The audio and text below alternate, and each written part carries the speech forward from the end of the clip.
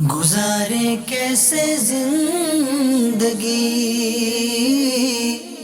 آؤ علماء سے پوچھ لیں، آئے جو مشکل پیش کوئی، آؤ علماء سے پوچھ لیں۔ الحمدللہ رب العالمین، الصلاة والسلام على سید الانبیاء والمرسلین، اما بعد فاعوذ باللہ من الشیطان الرجیم، بسم اللہ الرحمن الرحیم۔ الصلاة والسلام علیک یا رسول اللہ وعلی آلک واصحابک یا حبیب اللہ۔ الصلاة والسلام علیک یا نبی اللہ وعلی آلک واصحابک یا نور اللہ۔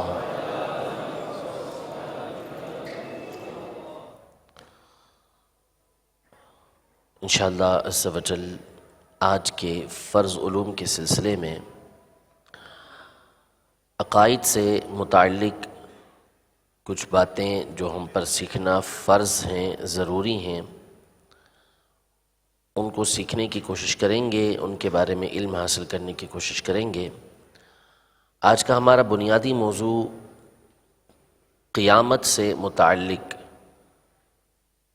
ایک مسلمان کے جو عقائد اور نظریات ہیں وہ کیا ہونے چاہیے، وہ انشاءاللہ تبارک و تعالی ہم اپنے اس سلسلے کے اندر بیان کریں گے۔ توجہ کے ساتھ سماعت فرمائیے گا، چاہے یہاں پر حاضرین ہوں یا مدنی چینل کے ناظرین ہوں، توجہ رکھیں گے تو انشاءاللہ تبارک و تعالی امید ہے کہ بہت ساری علمی باتیں سیکھنے کی سعادت حاصل ہوگی۔ قرآن مجید فرقان حمید میں اللہ تبارک و تعالی نے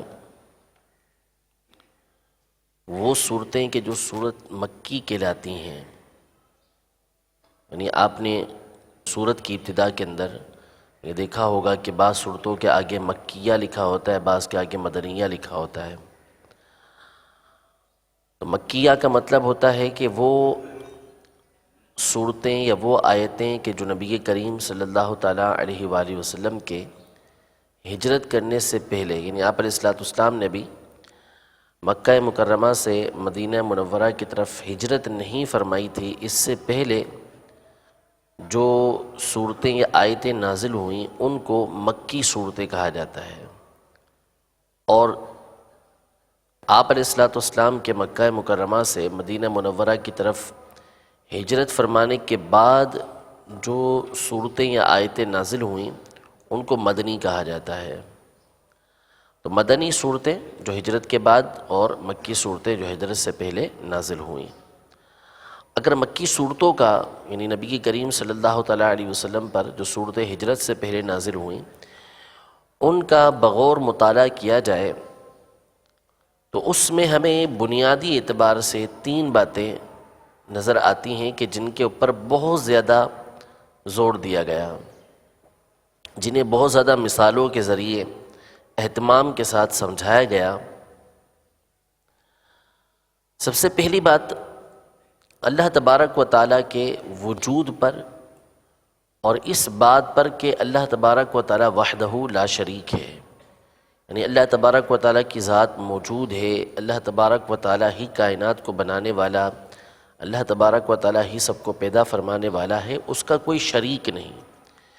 یہ مکی صورتوں کا بنیادی موضوع ہے، کیونکہ جو مشرکین تھے، مشرکین مکے کے کفار تھے، وہ اللہ تبارک و تعالیٰ کے ساتھ بے شمار بتوں کو شریک کرتے تھے، مختلف کاموں کے لیے مختلف بت انہوں نے بنائے ہوئے تھے، طرح طرح کی خرافات اور بتوں کے حوالے سے ان کے عقائد و نظریات تھے جن کو یہ خدا تسلیم کرتے تھے، ان کی عبادتیں کرتے تھے۔ تو نبی کریم صلی اللہ تعالیٰ علیہ وآلہ وسلم نے ایک اللہ تبارک و تعالیٰ کی طرف بلایا، اللہ تبارک و تعالیٰ کی عبادت کی دعوت دی، بتوں کی عبادت سے منع کیا، اور یہ نظریہ اور یہ عقیدہ بیان کیا کہ کائنات کا مالک و خالق ایک ہی ہے، عبادت کے لائق صرف اور صرف اللہ تبارک و تعالیٰ ہے، یہ بت باطل ہے، ان کی کوئی حیثیت و حقیقت نہیں ہے۔ اس بات کو قرآن مجید فرقان حمید میں خاص طور پر مکی صورتوں کے اندر جگہ جگہ بیان کیا گیا، اور اس پر کئی دلیلیں دی گئیں، کئی طرح سے ان کو سمجھایا گیا، جس کا بیان ہم اپنے ابتدائی جو سلسلہ تھا اللہ تبارک و تعالیٰ کے بارے میں عقائد، اس میں کافی باتیں سن چکے۔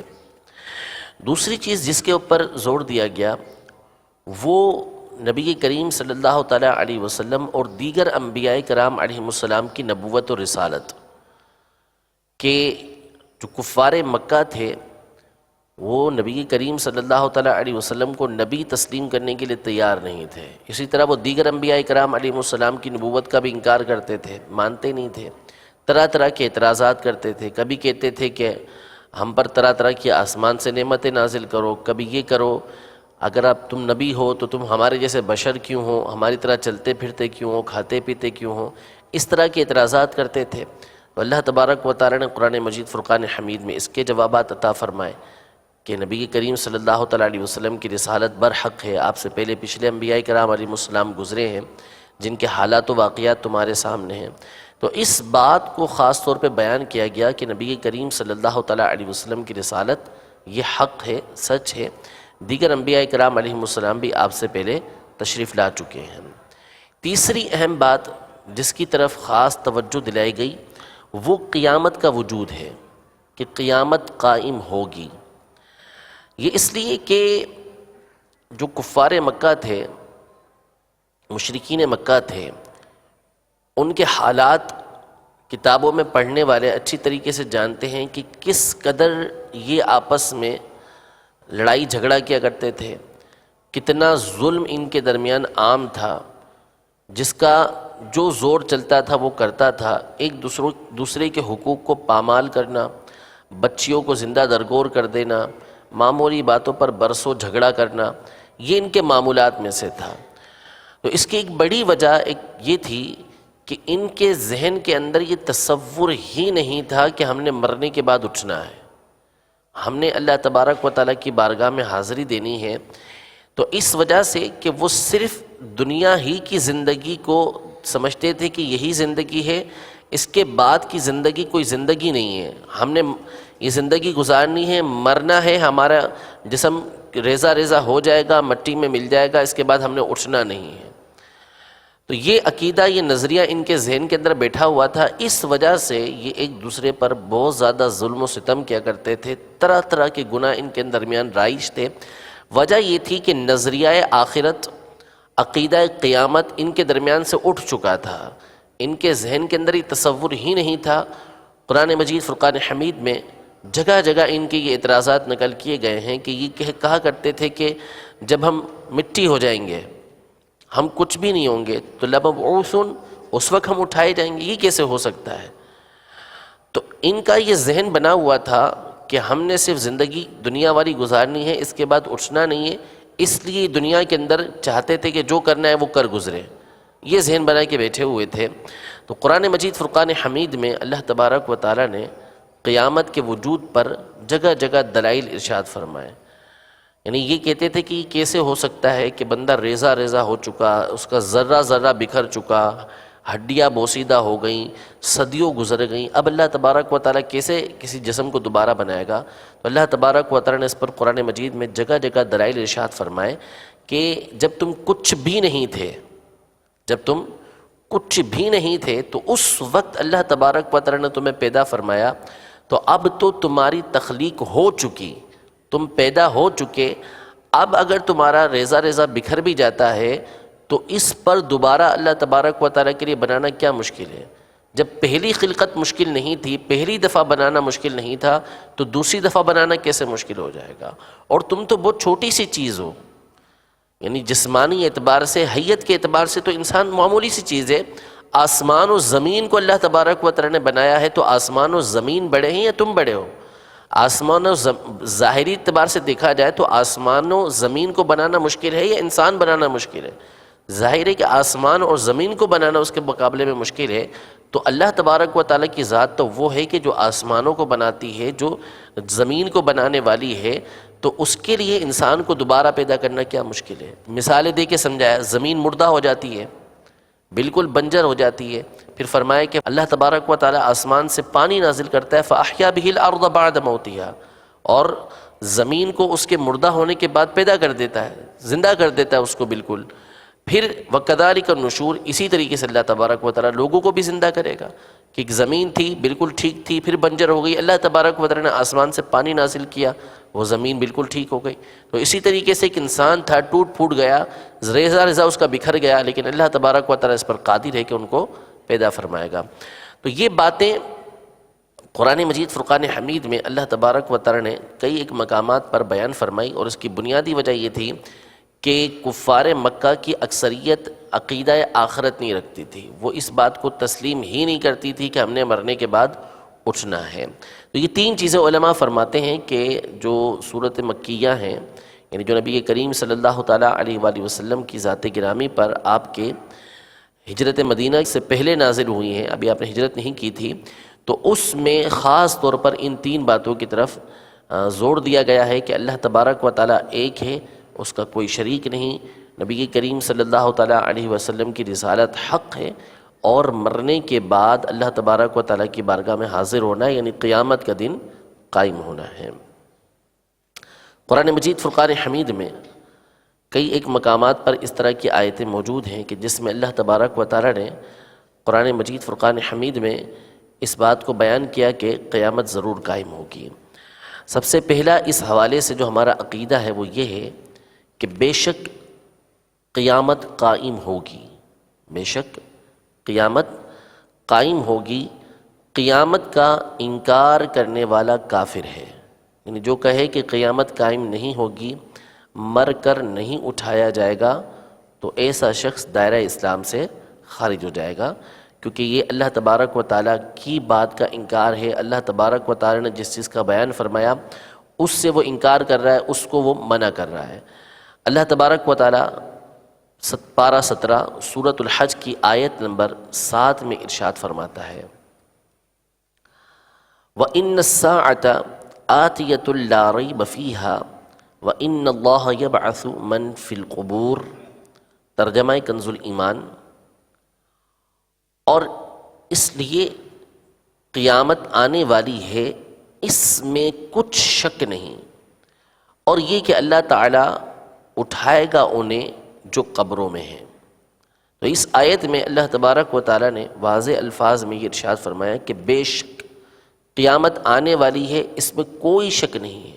اب اس میں اگر کوئی شک کرتا ہے یا اس کا انکار کرتا ہے تو وہ اللہ تبارک و تعالیٰ جس چیز کا منع فرما رہا ہے کہ اس میں کوئی شک نہیں ہے، اللہ تبارک و تعالیٰ جس کے بارے میں فرما رہا ہے کہ اس نے ہونا ہے، اس کا کوئی انکار کر رہا ہے، تو ظاہر ہے کہ وہ اللہ تبارک و تعالیٰ کی بات کو جھٹلانے والا ہے، اللہ تبارک و تعالیٰ کو نعوذ باللہ جھوٹا قرار دے رہا ہے، تو ایسا شخص دائرہ اسلام سے خارج قرار پائے گا۔ دوسرا ہمارا عقیدہ نظریہ اس حوالے سے یہ ہے کہ اس کو حشر بولتے ہیں، یعنی قیامت کے دن جو ہمیں اٹھایا جائے گا، اس کا ایک نام حشر کرنا ہوتا ہے۔ حشر کا معنی اٹھانا۔ تو قیامت میں جب اٹھایا جائے گا تو ایسا نہیں ہوگا کہ صرف روح کو اٹھایا جائے، یعنی انسانی جسم دو چیزوں سے مرکب ہے، ایک ہمارا بدن ہے اور اس کے اندر ہماری روح ہے۔ تو قیامت کے دن کیا صرف روحیں اللہ تبارک و تعالیٰ کی بارگاہ میں حاضر ہوں گی؟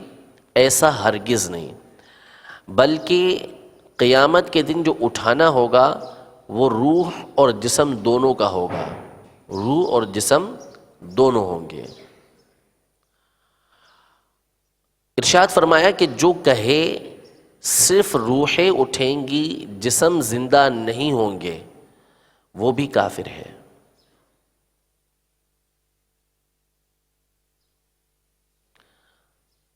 یعنی جو اللہ تبارک و تعالیٰ کی بارگاہ میں جسم کے حاضر ہونے کا انکار کرے کہ قیامت کے دن ہمارے جسم اللہ تبارک و تعالیٰ کی بارگاہ میں حاضر نہیں ہوں گے، تو ایسا کہنے والے کے لیے بھی کفر کا حکم یہ علماء نے ارشاد فرمایا۔ لہذا یہ عقیدہ اور نظریہ رکھنا ضروری ہے کہ ہمارا حشر صرف روح کا نہیں ہوگا بلکہ جسم کا ہوگا، یعنی روح اور جسم دونوں اللہ تبارک و تعالیٰ کی بارگاہ میں حاضر ہوں گی۔ تیسرا عقیدہ اس حوالے سے یہ ہے کہ دنیا میں جو روح جس جسم کے ساتھ متعلق تھی اس روح کا حشر اسی جسم میں ہوگا۔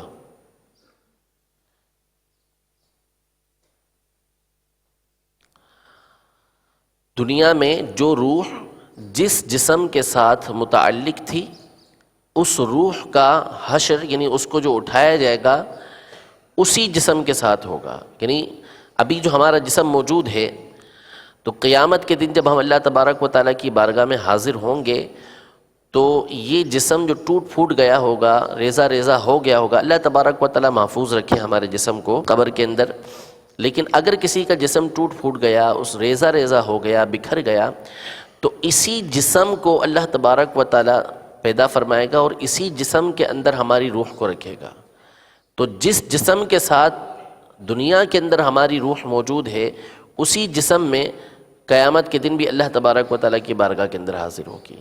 ایسا نہیں ہوگا کہ اللہ تبارک و تعالیٰ کو نیا جسم پیدا کرے ہمارے لیے، نیا بدن ہمارا بنائے اور پھر اس بدن کے اندر روح رکھے، ایسا نہیں ہوگا، بلکہ دنیا کے اندر جو جسم ہے، جس جسم کے اندر ابھی روح ہے، اس سے نکل جائے گی، تو قیامت کے دن جب اللہ تبارک و تعالیٰ ہمیں اٹھائے گا تو اسی جسم کے ساتھ ہماری روح ہوگی اور اسی کے ساتھ ہم اللہ تبارک و تعالیٰ کی بارگاہ میں حاضر ہوں گے۔ ایسا نہیں ہوگا کہ کوئی نیا جسم بنایا جائے، اس نئے جسم کے اندر ہماری روح کو ڈالا جائے، پھر اللہ تبارک و تعالیٰ کی بارگاہ میں حاضر ہو، ایسا نہیں ہے، بلکہ وہی جسم کہ جو دنیا کے اندر ہے اسی میں روح ڈال کر اللہ تبارک و تعالیٰ کی بارگاہ میں پیش کیا جائے گا۔ یہ ہمارا عقیدہ ہے۔ یہ کچھ باتیں اس حوالے سے ہیں کہ قیامت کے دن ہمیں اٹھایا جائے گا، قیامت کے دن اٹھایا جانا یہ حق ہے، مسلمان کے لیے نظریہ اور عقیدہ رکھنا یہ انتہائی ضروری ہے۔ اچھا، میں نے ابتدا میں عرض کی کہ کفار مکہ کے لیے خاص طور پر اس بات کا جو ذکر کیا گیا اس کی وجہ یہی تھی کہ وہ ظلم و ستم کر کے یہ سمجھتے تھے کہ چونکہ ہم بڑے ہیں، ہم سردار ہیں، ہم زوراور ہیں اور ہمیں کوئی کچھ نہیں کہہ سکتا، تو ہم جو چاہیں کر لیں، ہم سے کوئی پوچھنے والا نہیں ہے۔ نبی کریم صلی اللہ تعالیٰ علیہ وسلم نے جو ان کو تعلیمات دیں، حضور علیہ السلام نے جو ان کو سکھایا سمجھایا، اس کا بنیادی جو یوں کہہ لیں کہ اس کی بنیاد جو تھی وہ یہی تھی کہ یہ دنیا ختم ہو جائے گی، جب اللہ تبارک و تعالیٰ کی بارگاہ میں حاضر ہوگے تو جو کچھ دنیا کے اندر تم نے کیا ہے، جو کچھ بھی دنیا کے اندر کیا ہے، ان تمام کا حساب تمہیں اللہ تبارک و تعالیٰ کی بارگاہ کے اندر دینا ہے، ان تمام کا حساب اللہ کی بارگاہ میں دینا ہے۔ تو اگر کوئی شخص یہ تصور جما لے کہ میں نے جو کچھ کرنا ہے اس کا حساب اللہ تبارک و تعالیٰ کی بارگاہ کے اندر دینا ہے، اور اس بارگاہ میں نہ کوئی جھوٹ چلے گا، نہ کوئی ہیلا چلے گا، اور نہ وہاں کوئی چیز چھپائی جا سکے گی، نہ میں وہاں پر کوئی دوسرا کام اختیار کر سکتا ہوں، نہ کوئی وہاں رشوت چلے گی، کچھ بھی وہاں نہیں چلے گا، جو کچھ میں نے کیا ہے اس کا جواب میں نے اللہ تبارک و تعالیٰ کی بارگاہ کے اندر دینا ہے۔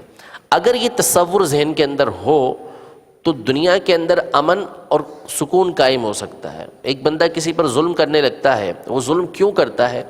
اس لیے کرتا ہے کہ اس کو اس بات کا یقین ہوتا ہے کہ یہ مظلوم مجھ سے میرا کچھ بگاڑ نہیں سکتا۔ اگر اس کو اس بات کا اندیشہ ہو کہ یہ پلٹ کے مجھ پر حملہ کرے گا تو آدمی اس کے اوپر حملہ نہیں کرے گا، ڈرے گا کہ یار اس پر حملہ کروں گا تو الٹا مجھے ہی نقصان نہ پہنچا دے، بندہ ڈرے گا، اس حوالے سے وہ ظلم نہیں کرے گا، بچے گا اس سے۔ کرتا اسی لیے ہے کہ اس کو اس بات کا اندیشہ نہیں ہوتا کہ اس کا اثر مجھ پر آ سکتا ہے۔ اگر یہ تصور ذہن کے اندر ہو کہ ابھی میں جس بندے کے اوپر ظلم کر رہا ہوں، جس کے ساتھ میں دھوکہ دہی کر رہا ہوں، جس کے ساتھ میں جھوٹ بول رہا ہوں، یا جس کو نقصان پہنچا رہا ہوں، اللہ تبارک و تعالیٰ وحدہ لا شریک جو ہر چیز پر قادر ہے وہ مجھے دیکھ رہا ہے، اور مجھے اللہ تبارک و تعالیٰ کی بارگاہ میں اس چیز کا حساب دینا پڑے گا۔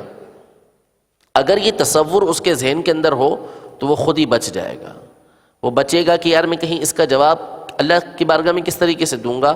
یہ پختہ تصور یقین جب ہمارے دل کے اندر، دماغ کے اندر بیٹھا ہوا ہوگا تو ہم خود ہی گناہوں سے بچتے چلے جائیں گے، یوں معاشرے کے اندر امن و سکون، سلامتی قائم ہوتی چلی جائے گی۔ تو اس لیے اللہ تبارک و تعالیٰ نے قرآن مجید فرقان حمید میں اور نبی کریم صلی اللہ تعالیٰ علیہ وسلم نے اپنی تعلیمات کے اندر اس بات کی طرف خاص توجہ دلائی کہ مر کر اللہ تبارک و تعالیٰ کی بارگاہ میں حاضر ہونا، اور صرف حاضر ہونا نہیں ہے بلکہ اللہ تبارک و تعالیٰ کی بارگاہ میں حاضر ہو کے ہم نے اللہ تبارک و تعالیٰ کو جواب بھی دینا ہے۔ حساب ہوگا، وہ حساب کہیں ایسا نہ ہو کہ اس کے اندر ہم پھنس جائیں۔ تو اس حوالے سے ہمارا عقیدہ یہ ہے کہ حساب حق ہے، اعمال کا حساب ہونے والا ہے۔ حساب حق ہے اور اعمال کا حساب یہ ہونے والا ہے۔ عقیدہ یہ بیان کیا کہ حساب کا منکر، یعنی حساب سے مراد جو کچھ ہم کریں گے اللہ تبارک و تعالیٰ اس کی ہم سے پوچھ گچھ فرمائے گا۔ جو کچھ ہم نے کیا اللہ تبارک و تعالیٰ اس کے بارے میں ہم سے پوچھے گا، یہ حساب ہے۔ تو اس حساب کا منکر کے قیامت کے دن حساب نہیں ہوگا، اس کا منکر بھی کافر ہے، دائرہ اسلام سے خارج ہے۔ اس لیے کہ قرآن مجید فرقان حمید میں اللہ تبارک و تعالیٰ نے یہ ارشاد فرمایا ہے کہ فَسَوْفَ يُحَاسَبُ حِسَابًا، ان قریب حساب لیا جائے گا، کسی کا کس انداز میں کسی کا کس انداز میں لیا جائے گا، اس کا تذکرہ آگے آ رہا ہے، لیکن حساب ہوگا ضرور۔ اب بعض ایسے افراد ہوں گے کہ جن کو اللہ تبارک و تعالیٰ بے حساب بخش دے گا، بے حساب بخش دے گا، اللہ تبارک و تعالیٰ ہمیں بھی ان میں شامل فرمائے۔ لیکن حساب کا علی الاطلاق جو انکار کرے کہ حساب ہوگا ہی نہیں قیامت کے دن، بس ہم اللہ کی بارگاہ میں حاضر ہوں گے، حساب نہیں ہوگا، تو ایسا شخص بھی دائرہ اسلام سے خارج ہو جائے گا، اس لیے کہ وہ اللہ تبارک و تعالیٰ کی بات کا انکار کرنے والا ہے، اللہ تبارک و تعالیٰ کو جھٹلانے والا ہے۔ میزان، قیامت کے دن اللہ تبارک و تعالیٰ میزان قائم فرمائے گا۔ وَوَضَعَ الْمِيزَانَ، اللہ تبارک و تعالیٰ نے میزان کو قائم کیا، تو قیامت کے دن میزان قائم ہوگا۔ میزان یہ ترازو کو بولتے ہیں، تولنے کا جو آلہ ہوتا ہے اس کو بولتے ہیں۔ اب اس پر وہ قیامت کے دن کیا تولا جائے گا؟ تو اس میں لوگوں کے اعمال تولے جائیں گے، لوگوں کے اعمال تولے جائیں گے کہ دنیا کے اندر انہوں نے جو کام کیے ہیں ان کو تولا جائے گا۔ اب وہ چاہے نیک عمل ہوں چاہے برے عمل ہوں، سب اس کے اندر تولے جائیں گے۔ لیکن اس کے کچھ معاملات دنیاوی معاملات سے جدا ہیں۔ یہ میزان ہے کتنا بڑا؟ تو بعض روایتوں کے مطابق زمین و آسمان سے بڑا میزان ہوگا یہ، اس کے پلڑے جو ہوں گے وہ زمین و آسمان سے بڑے ہوں گے۔ لیکن اس کے کچھ معاملات جدا ہیں، کیونکہ آخرت کا معاملہ ہم دنیا کے معاملات پر قیاس نہیں کر سکتے۔ آخرت کے معاملات بالکل جدا ہوں گے، بالکل ان کے معاملات الگ ہی ہوں گے۔ یہ زمین و آسمان اللہ تبارک و تعالیٰ تبدیل فرما دے گا۔ کسی کے لیے وہ جو دن ہوگا وہ انتہائی روشن ہوگا، کسی کے لیے اندھیرے میں ڈوبا ہوا ہوگا۔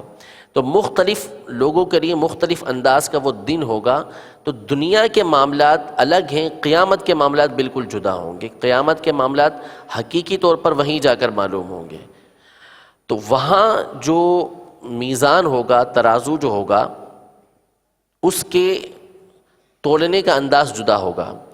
کہ ہم جب یہاں پر دنیا میں کوئی چیز تولتے ہیں تو وہ بھاری ہو جائے، جس پلڑے کے اندر وزن بھاری ہو تو وہ پلڑا نیچے کی طرف آ جاتا ہے۔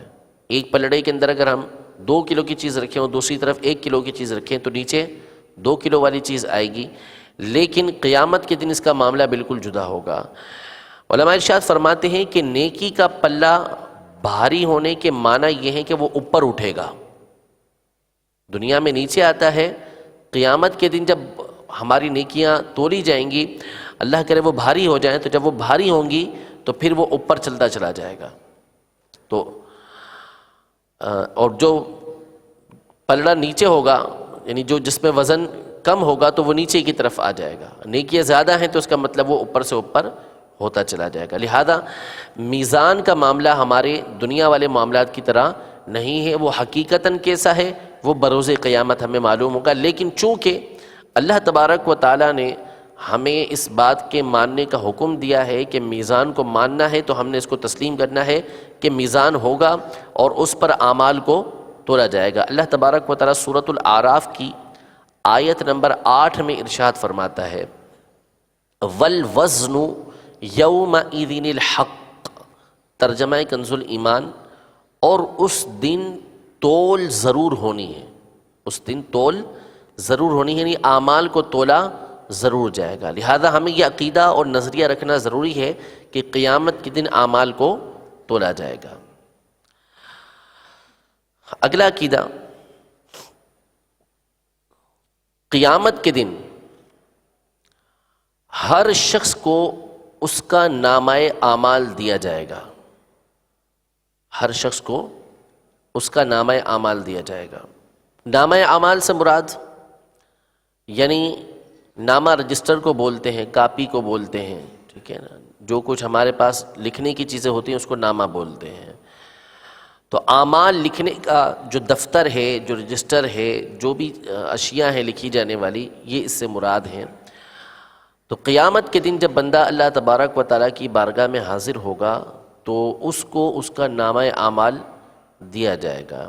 اب بعضوں کو پڑھنے کا حکم ہوگا، بعضوں کے سامنے صرف پیش کر دیا جائے گا کہ یہ تمہارے نامہ اعمال ہیں۔ الگ الگ لوگوں کا اس میں انداز ہوگا۔ نبی کریم صلی اللہ تعالیٰ علیہ وآلہ وسلم نے ارشاد فرمایا کہ جس سے حساب لیا گیا تو وہ پھنس گیا، وہ تباہ ہو گیا، ہلاک ہو گیا۔ تو بی بی عائشہ رضی اللہ تعالیٰ عنہا نے بارگاہ رسالت میں عرض کی کہ اللہ تبارک و تعالیٰ تو قرآن مجید میں فرماتا ہے فَسَوْفَ يُحَاسَبُ حِسَابًا يَسِيرًا، کہ جو نیک لوگ ہوں گے جن کو سیدھے ہاتھ میں نامہ اعمال دیا جائے گا، حساب تو ان کا بھی ہوگا، معمولی حساب ہوگا ان کا۔ تو اگر ہر وہ شخص کے جس کا حساب لیا گیا وہ تباہ و برباد ہو گیا، ہلاک ہو گیا، تو پھر ہی اللہ تبارک و تعالیٰ نے قرآن مجید فرقان حمید میں یہ ارشاد فرمایا ہے کہ ان لوگوں کا ہلکا سا معمولی سا حساب لیا جائے گا، اور آپ صلی اللہ تعالیٰ علیہ وسلم ارشاد فرماتے ہیں کہ جس کا حساب لیا گیا وہ تباہ ہو گیا، تو پھر یہ آسان حساب کیا ہے؟ تو اس پر حضور علیہ الصلوۃ نے یہ ارشاد فرمایا کہ اس کے سامنے اس کا نامہ اعمال بس پیش کیا جائے گا، اور پھر اس کے بعد اس کے لیے جنت کا داخلہ یہ کر دیا جائے گا، نہیں اس کے سامنے سے پیش کیا جائے گا، پیش کر دیا گیا تو پھر یہ اس کا معاملہ پورا ہو گیا۔ باقی جس کے اوپر عذاب آنا ہے یا جس نے پھنسنا ہے تو اس سے باقاعدہ پورا حساب کتاب ہوگا، اور پھر اس کے بعد بعد سے حساب کتاب ہوگا تو اللہ تبارک و تعالیٰ اس پر رحم فرماتے وہ اس کو بخش بھی دے گا۔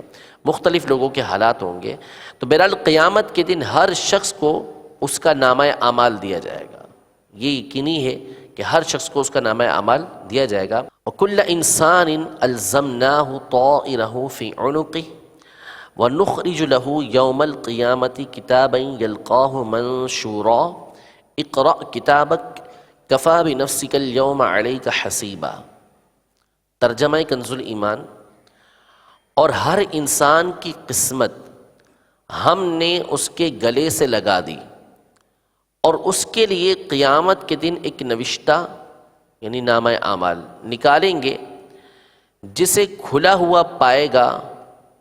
فرمایا جائے گا اپنا نامہ پڑھ، آج تو خود ہی اپنا حساب کرنے کو بہت ہے۔ یعنی تمام کی تمام باتیں ہماری نامہ اعمال کے اندر لکھی ہوئی ہیں، تو کل بروز قیامت جب اللہ تبارک و تعالیٰ کی بارگاہ میں حاضر ہوں گے تو قیامت کے احوال علماء نے مختلف لکھے ہیں کہ قیامت کی جو صورتیں ہوں گی وہ بعض اوقات اتنی سخت ہوں گی، اتنی سخت ہوں گی کہ لوگوں کی زبانیں بند ہوں گی اور ان کے ہاتھ پاؤں اللہ تبارک و تعالیٰ کی بارگاہ میں گواہی دے رہے ہوں گے۔ اور کبھی کچھ معاملہ ہلکا ہوگا تو کفار اللہ تبارک و تعالیٰ کی بارگاہ میں کہیں گے کہ ہمارے پاس تو رسول آئے ہی نہیں۔ پھر اللہ تبارک و تعالیٰ فیصلہ فرمائے گا رسولوں اور کفار کے درمیان، تو رسول جو حق پر ہوں گے وہ اس بات کو بیان کریں گے کہ ہم اللہ تبارک و تعالیٰ کا پیغام لے کر ان کے پاس آئے۔ تو یہ احوال مختلف ہوں گے، لیکن اس دن جو شخص جس طرح کا عمل کرنے والا ہے جب اللہ تبارک و تعالیٰ کی بارگاہ میں وہ حاضر ہوگا تو ہر طرح کی بات اس کے نامہ اعمال میں لکھی ہوئی ہوگی، وہ اللہ تبارک و تعالیٰ کے سامنے اس بات کو جھٹلا نہیں سکے گا۔ تو فرمایا کہ آج تو اپنا حساب کرنے کے لیے خود ہی کافی ہے، یعنی تیرے جسم کے اعضاء، تیری لکھی ہوئی باتیں، یہ اللہ تبارک و تعالیٰ کی بارگاہ میں جب پیش کی جائیں گی تو تیرا حساب خود ہی ہو جائے گا، جھٹلانے کی کسی کے اندر کوئی جرت یہ نہیں بنے گی۔ لیکن نامہ اعمال کی 3 صورتیں ہیں، دینے کی 3 طرح کی صورتیں ہوں گی کہ کس طریقے سے لوگوں کو نامہ اعمال یہ دیا جائے گا۔ سب سے پہلے نیکوں کا اعمال نامہ، کہ ان کو کس طریقے سے نامہ اعمال دیا جائے گا۔ تو نیکوں کا جو نامہ اعمال ان کو دیا جائے گا وہ ان کے سیدھے ہاتھ کے اندر دیا جائے گا۔ ہر ایک کا نامہ اعمال اڑتا ہوا آئے گا اور جو اس کا حال ہوگا اس کے مطابق اس کو نامہ اعمال یہ مل جائے گا۔ نیکوں کو ان کا نامہ اعمال ان کے سیدھے ہاتھ کے اندر دیا جائے گا۔ اللہ تبارک و تعالیٰ سورۃ الحاقہ کی آیت نمبر 19 اور 20 میں ارشاد فرماتا ہے، فَأَمَّا مَنْ أُوتِيَ كِتَابَهُ بِيَمِينِهِ فَيَقُولُ هَاؤُمُ اقْرَءُوا كِتَابِيَهْ إِنِّي ظَنَنْتُ أَنِّي مُلَاقٍ حِسَابِيَهْ۔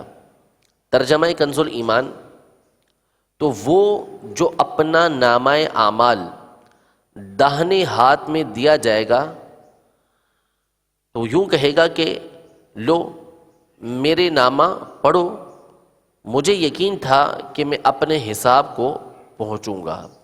یعنی بعض افراد وہ ہوں گے کہ جن کو اللہ تبارک و تعالیٰ سیدھے ہاتھ میں نامہ اعمال دے گا تو وہ خوشی خوشی نامہ اعمال کو لیں گے اور کہیں گے کہ اس کو پڑھو، اور کہے گا کہ مجھے تو یقین تھا کہ میں نے اللہ تبارک و تعالیٰ کی بارگاہ میں حاضر ہونا ہے، اللہ تبارک و تعالیٰ کو حساب دینا ہے۔ تو جس کو سیدھے ہاتھ کے اندر مل جائے گا وہ خوش ہو جائے گا اور خوشی خوشی اس دن اس نامہ اعمال کو پڑھنے کے لیے تیار ہو جائے گا۔ تو نیک جو لوگ ہوں گے ان کو اللہ تبارک و تعالیٰ سیدھے ہاتھ کے اندر نامہ اعمال عطا فرمائے گا، اور جو بد ہوں گے، گناہگار ہوں گے اور ان پہ خاص فضل ربی نہیں ہوگا، خاص عنایت نہیں ہوگی، تو ان کو ان کے الٹے ہاتھ کے اندر، بائیں ہاتھ کے اندر ان کا نامہ اعمال دیا جائے گا۔ تو اس پر وہ بڑے غمگین ہوں گے۔ اس کا ذکر بھی اللہ تبارک و تعالیٰ سورۃ الحاقہ کی آیت نمبر 25 میں ارشاد فرماتا ہے، وَأَمَّا مَنْ أُوتِيَ كِتَابَهُ بِالشِّمَالِ فَيَقُولُ يَا لَيْتَنِي لَمْ أُوتَ كِتَابِيَهْ، کہ وہ شخص کہ جس کو اس کا نامہ اعمال الٹے ہاتھ میں دیا گیا وہ کہے گا کہ ہائے کاش کسی طرح میرا نامہ اعمال مجھے نہ دیا گیا ہوتا۔ الٹے ہاتھ میں ملے گا تو تمنا کرے گا کہ کاش نامہ اعمال مجھے نہ دیا گیا ہوتا۔ یہ دوسری صورت ہو گئی وہ کہ جو مسلمانوں میں بدکار ہیں، گناہگار ہیں، اس طرح کے اعمال وہ کرتے ہیں کہ جو اللہ تبارک و تعالیٰ کو ناراض کرنے والے ہیں۔ تیسری صورت کافر کی ہوگی۔ کافر کو اس کا سینہ توڑ کر اس کا بایاں ہاتھ اس کی پشت سے نکالا جائے گا، پیٹھ سے نکالا جائے گا، اور پیٹھ پیچھے اس کو اس کا نامہ اعمال دیا جائے گا۔ بہت سخت اس کی حالت ہوگی کہ اس کا سینہ توڑا جائے گا، سینہ توڑ کے اس کا الٹا ہاتھ جو ہے وہ پیٹھ کی طرف نکالا جائے گا، اور پیٹھ کی طرف اس کا نامہ اعمال اس کے ہاتھ میں اس کو دے دیا جائے گا۔ سورۃ الانشقاق کی آیت نمبر 10 اور 12 میں اللہ تبارک و تعالیٰ ارشاد فرماتا ہے، وَأَمَّا مَنْ أُوتِيَ كِتَابَهُ وَرَاءَ ظَهْرِهِ فَسَوْفَ يَدْعُو ثُبُورًا وَيَصْلَىٰ سَعِيرًا۔ ترجمہ کنز الایمان، وہ جس کا نامہ اعمال اس کی پیٹھ کے پیچھے دیا جائے گا وہ ان قریب موت مانگے گا اور بھڑکتی آگ میں داخل ہوگا، یعنی جہنم کے اندر داخل ہوگا۔ تو کفار چونکہ ہمیشہ ہمیشہ جہنم میں رہنا ہے تو ان کے پیٹھ پیچھے سے جب ان کو الٹے ہاتھ میں نامہ اعمال دے دیا جائے گا تو ان کے حق میں لازمی فیصلہ یہ جہنم کا ہوگا۔ قیامت کے دن اور بھی مختلف احوال ہوں گے، طرح طرح کے احوال پیش آئیں گے، اور طرح طرح کی باتیں قیامت کے دن ہوں گی کہ زمین بالکل تبدیل کر دی جائے گی۔ بعضوں کے لیے زمین جیسے میدہ ہوتا ہے ویسی ہو جائے گی، اور بعضوں کے لیے وہ زمین جیسے تانبے کی ہوتی ہے ویسی کر دی جائے گی۔ یعنی میں نے عرض کی کہ مختلف حالتیں لوگوں کی وہاں پر ان کے اعمال کے حساب سے ہوں گی۔ قیامت کے احوال میں بعضوں کا یہ حال ہوگا کہ پسینے میں ڈبکیاں کھا رہے ہوں گے، بعضوں کے ٹخنوں تک پسینہ آیا ہوا ہوگا، کسی کے منہ میں لگام دی ہوئی ہوگی پسینے نے، بعضوں کی یہ حالت ہوگی کہ وقت نہیں گزر رہا ہوگا، اور بعض کے لیے قیامت کا دن صرف ایک نماز سے دوسری نماز تک کے وقت کے لیے ہوگا، یعنی حال بالکل تبدیل ہوگا۔ اللہ تبارک و تعالیٰ مختلف لوگوں کے لیے مختلف جو ہے وہ اوقات کے اندر اس دن کو تبدیل کر دے گا، کسی کے لیے کچھ وقت کا ہو جائے گا، کسی کے لیے کچھ وقت کا ہو جائے گا۔ تو وہاں مختلف چیزیں لوگوں کے سامنے پیش آئیں گی، ان میں سے ایک چیز ہے حوض کوثر۔ حوض کوثر یہ نبی کریم صلی اللہ تعالیٰ علیہ وآلہ وسلم کو مرحمت ہوا، عطا کیا گیا۔ حوض کوثر کا عقیدہ رکھنا بھی ضروری ہے کہ حوض کوثر حق ہے، نبی کریم صلی اللہ تعالیٰ علیہ وآلہ وسلم کو عطا کر دیا گیا، اور وہ ہمارے سامنے قیامت کے دن ظاہر ہوگا۔ تو اس کا عقیدہ اور نظریہ رکھنا یہ ضروری ہے، چونکہ ہمارے یہاں عمومی طور پر دین سے دوری ہے اور علمی باتیں ہم سیکھنا ہمارے یہاں کم ہی ہوتا ہے۔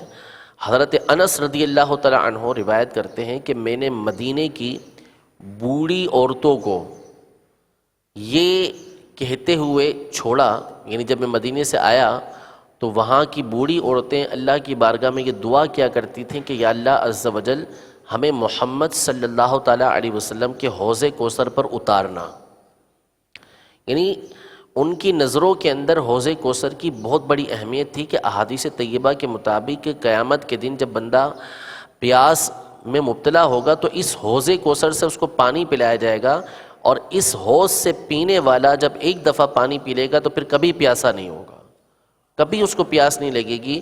اب جنت کے اندر جو کھائے گا پیے گا تو یہ سارا کا سارا صرف لذت کے لیے ہوگا۔ کھانا پینا جو ہوگا جنت کے اندر، کھانا پینا یہ اس لیے نہیں ہوگا کہ بندہ بھوک سے تڑپ رہا ہو یا اس کو پیاس کی شدت ہو، بلکہ جنت کا کھانا پینا یہ لذت کے لیے ہوگا، بندہ صرف لذت کے لیے جنت کے اندر کھائے گا۔ تو حوض کوثر سے جو ایک مرتبہ پی لے گا تو اللہ تبارک و تعالیٰ اس کو ایسی سعادت دے گا کہ کبھی اس کو پیاس نہیں لگے گی۔ تو اس حوالے سے تواتر کے ساتھ احادیث طیبہ حوض کوثر پر موجود ہیں کہ صحابہ کرام علیہم رضوان نے کثرت کے ساتھ حوض کوثر کی حدیثیں روایت کیں اور تمنا کیا کرتے تھے، دعائیں کیا کرتے تھے کہ نبی کریم صلی اللہ تعالیٰ علیہ وسلم کے حوض کوثر پر اللہ تبارک و تعالیٰ ہمیں اتارے، وہاں پر نبی کریم صلی اللہ تعالیٰ علیہ وسلم کے ہاتھوں ہمیں جام کوثر نصیب ہوں۔ تو حوض کوثر کیا ہے، اس حوالے سے بحر شریعت میں لکھا ہے کہ اس حوض کی مسافت یعنی فاصلہ 1 مہینے کی راہ ہے، یعنی اگر 1 مہینے تک چلتے رہیں تو حوض کوثر ختم نہیں ہوگا، مسلسل آپ 1 مہینے تک چلتے رہیں اس کے کنارے پر تو وہ ختم نہیں ہوگا۔ لیکن یہ صرف اور صرف سمجھانے کے لیے ہے، حقیقتاً جو اس کی لمبائی چوڑائی ہے یہ تو جب بندہ وہاں پر جائے گا تو اس کو پتہ چلے گا۔ ایسی چیزیں جو عام طور پہ بیان کی جاتی ہیں اس میں صرف بتانا مقصود ہوتا ہے کہ یہ ہے اتنی بڑی چیز ہے، زمین و آسمان کے برابر ہے، تو یہ بتانا مقصود نہیں ہوتا کہ اس کی مقدار زمین و آسمان ہی کے برابر ہے، بلکہ بتانا ہوتا ہے کہ بہت بڑی چیز ہے یہ۔ تو حقیقتاً کتنا بڑا ہے یہ قیامت کے دن جا کے معلوم ہوگا، کیونکہ اس میں روایتیں مختلف ہیں۔ بعض روایتوں کے مطابق مدینے سے صنعاء یمن تک، یعنی یمن کا جو علاقہ ہے وہاں تک اس کی مسافت ہے، بہت بڑا ہے حوض کوثر۔ تو یہ ارشاد فرمایا ایک روایت کے مطابق کہ حوض کوثر کی جو مقدار ہے، مسافت ہے، چلنے کا جو راستہ ہے کہ اگر اس کے ایک کنارے سے دوسرے کنارے تک بندہ چلتا چلا جائے تو 1 مہینے کے سفر کے بعد وہاں پر پہنچے گا، اتنا بڑا حوض ہے وہ۔ اور فرمایا کہ اس کے کناروں پر موتی کے قبے میں 4 گوشے برابر ہیں، یعنی حوض کوثر گول نہیں بلکہ چوکور ہے، اس طرف سے بھی برابر ہے اور سامنے کی طرف سے بھی برابر ہے، 4 کونے اس کے برابر بنے ہوئے ہیں، اور اس کے کناروں پر جو ہے وہ گنبد بنے ہوئے ہیں۔ اس کی مٹی نہایت خوشبودار مشک کی ہے، یعنی وہاں پر جو مٹی بکھری ہوئی ہے وہ مشک کی ہے، اور فرمایا کہ اس کا پانی دودھ سے زیادہ سفید ہے، شہد سے زیادہ میٹھا اور مشک سے زیادہ پاکیزہ، اور اس پر برتن ستاروں سے بھی گنتی میں زیادہ ہیں، یعنی جتنے ستارے ہمیں نظر آتے ہیں اس سے بھی زیادہ اس پر برتن رکھے ہوئے ہیں، مختلف قسم کے برتن۔ فرمایا کہ جو اس کا پانی پیے گا کبھی پیاسا نہ ہوگا۔ اس میں جنت سے 2 پرنالے ہر وقت گرتے ہیں، ایک سونے کا اور دوسرا چاندی کا۔ یہ پرنالے جو پانی کو نکالنے کے لیے لگائے جاتے ہیں، وہ پرنالے اس حوض کوثر میں جنت کی طرف سے آتے ہیں، ایک سونے کا بنا ہوا ایک چاندی کا بنا ہوا ہے، اور ہر وقت اس کے اندر اس میں پانی گرتا رہتا ہے۔ بی بی عائشہ رضی اللہ تعالی عنہا کی ایک حدیث پاک ہے کہ یہ جو کان میں ہم انگلیاں ڈالتے ہیں بعض اوقات تو ایک آواز ہمیں سنائی دیتی ہے، کان میں ہم اپنی کان اچھی طریقے سے بند کر لیں تو کسی چیز کی آواز ہمیں سنائی دیتی ہے، تو یہ فرماتی ہیں کہ یہ جو گرنے کی آواز ہے یہ حوض کوثر کی آواز ہے۔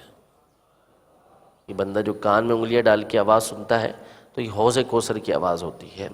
تو بہرحال حوض کوثر کے بارے میں عقیدہ رکھنا ضروری ہے، جو حوض کوثر کا انکار کرے گا وہ بددین ہے، گمراہ ہے۔ تو نبی کریم صلی اللہ تعالیٰ علیہ وآلہ وسلم کو حوض کوثر یہ عطا کیا گیا، اس کا عقیدہ اور نظریہ رکھنا یہ بندے کے لیے انتہائی ضروری ہے۔ اگلا عقیدہ اس حوالے سے کہ صراط، پل صراط یہ بھی حق ہے۔ اصل لفظ صراط راستہ، صراط الذین انعمت علیہم، تو صراط کا جو لفظ یہ راستے کو بولتے ہیں، راستہ، اور یہ راستہ ایک پل کی صورت کے اندر ہے، ایک پل کی صورت کے اندر ہے۔ یہ صراط بھی حق ہے، پل صراط یہ بھی حق ہے، اس کو ماننا بھی ضروری ہے۔ یہ ہے کیا؟ اس حوالے سے ارشاد فرمایا کہ یہ پل ہے کہ جہنم کے اوپر اس کو رکھا جائے گا، بال سے زیادہ باریک اور تلوار سے زیادہ تیز ہوگا، بال سے زیادہ باریک اور تلوار سے زیادہ تیز ہوگا، یعنی اس کی وحشت کو بیان کیا جا رہا ہے، اس کی دہشت کو بیان کیا جا رہا ہے۔ ارشاد فرمایا کہ جنت میں جانے کا یہی راستہ ہے، جنت میں جانے کا یہی راستہ ہے، یعنی ہر نیک شخص ہو یا پرہیزگار شخص ہو، ہر ایک کو اس کے اوپر سے گزرنا ہے۔ وَإِن مِّنكُمْ إِلَّا وَارِدُهَا، قرآن پاک میں اللہ تبارک و تعالیٰ نے سورہ مریم میں ارشاد فرمایا وَإِن مِّنكُمْ إِلَّا وَارِدُهَا، کہ ہر شخص کو اس کے اوپر سے ہو کے گزرنا ہے، ہر شخص اس کے اوپر سے گزرے گا۔ سب سے پہلے نبی کریم صلی اللہ تعالیٰ علیہ وآلہ وسلم اس پر سے گزر فرمائیں گے، آپ علیہ الصلوۃ والسلام سب سے پہلے اس پر گزر کے جائیں گے، پھر انبیاء اور مرسلین گزریں گے، اور پھر سب سے پہلے امت محمدیہ صلی اللہ تعالیٰ علیہ وسلم جائے گی، سب سے پہلے نبی کریم صلی اللہ تعالیٰ علیہ وسلم، پھر اس کے بعد دیگر انبیاء کرام علیہم السلام، پھر اس کے بعد سب سے پہلے امت محمدیہ علی صاحبہ الصلاۃ والسلام، اور پھر اس کے بعد دوسری امتیں اس پر سے گزریں گی۔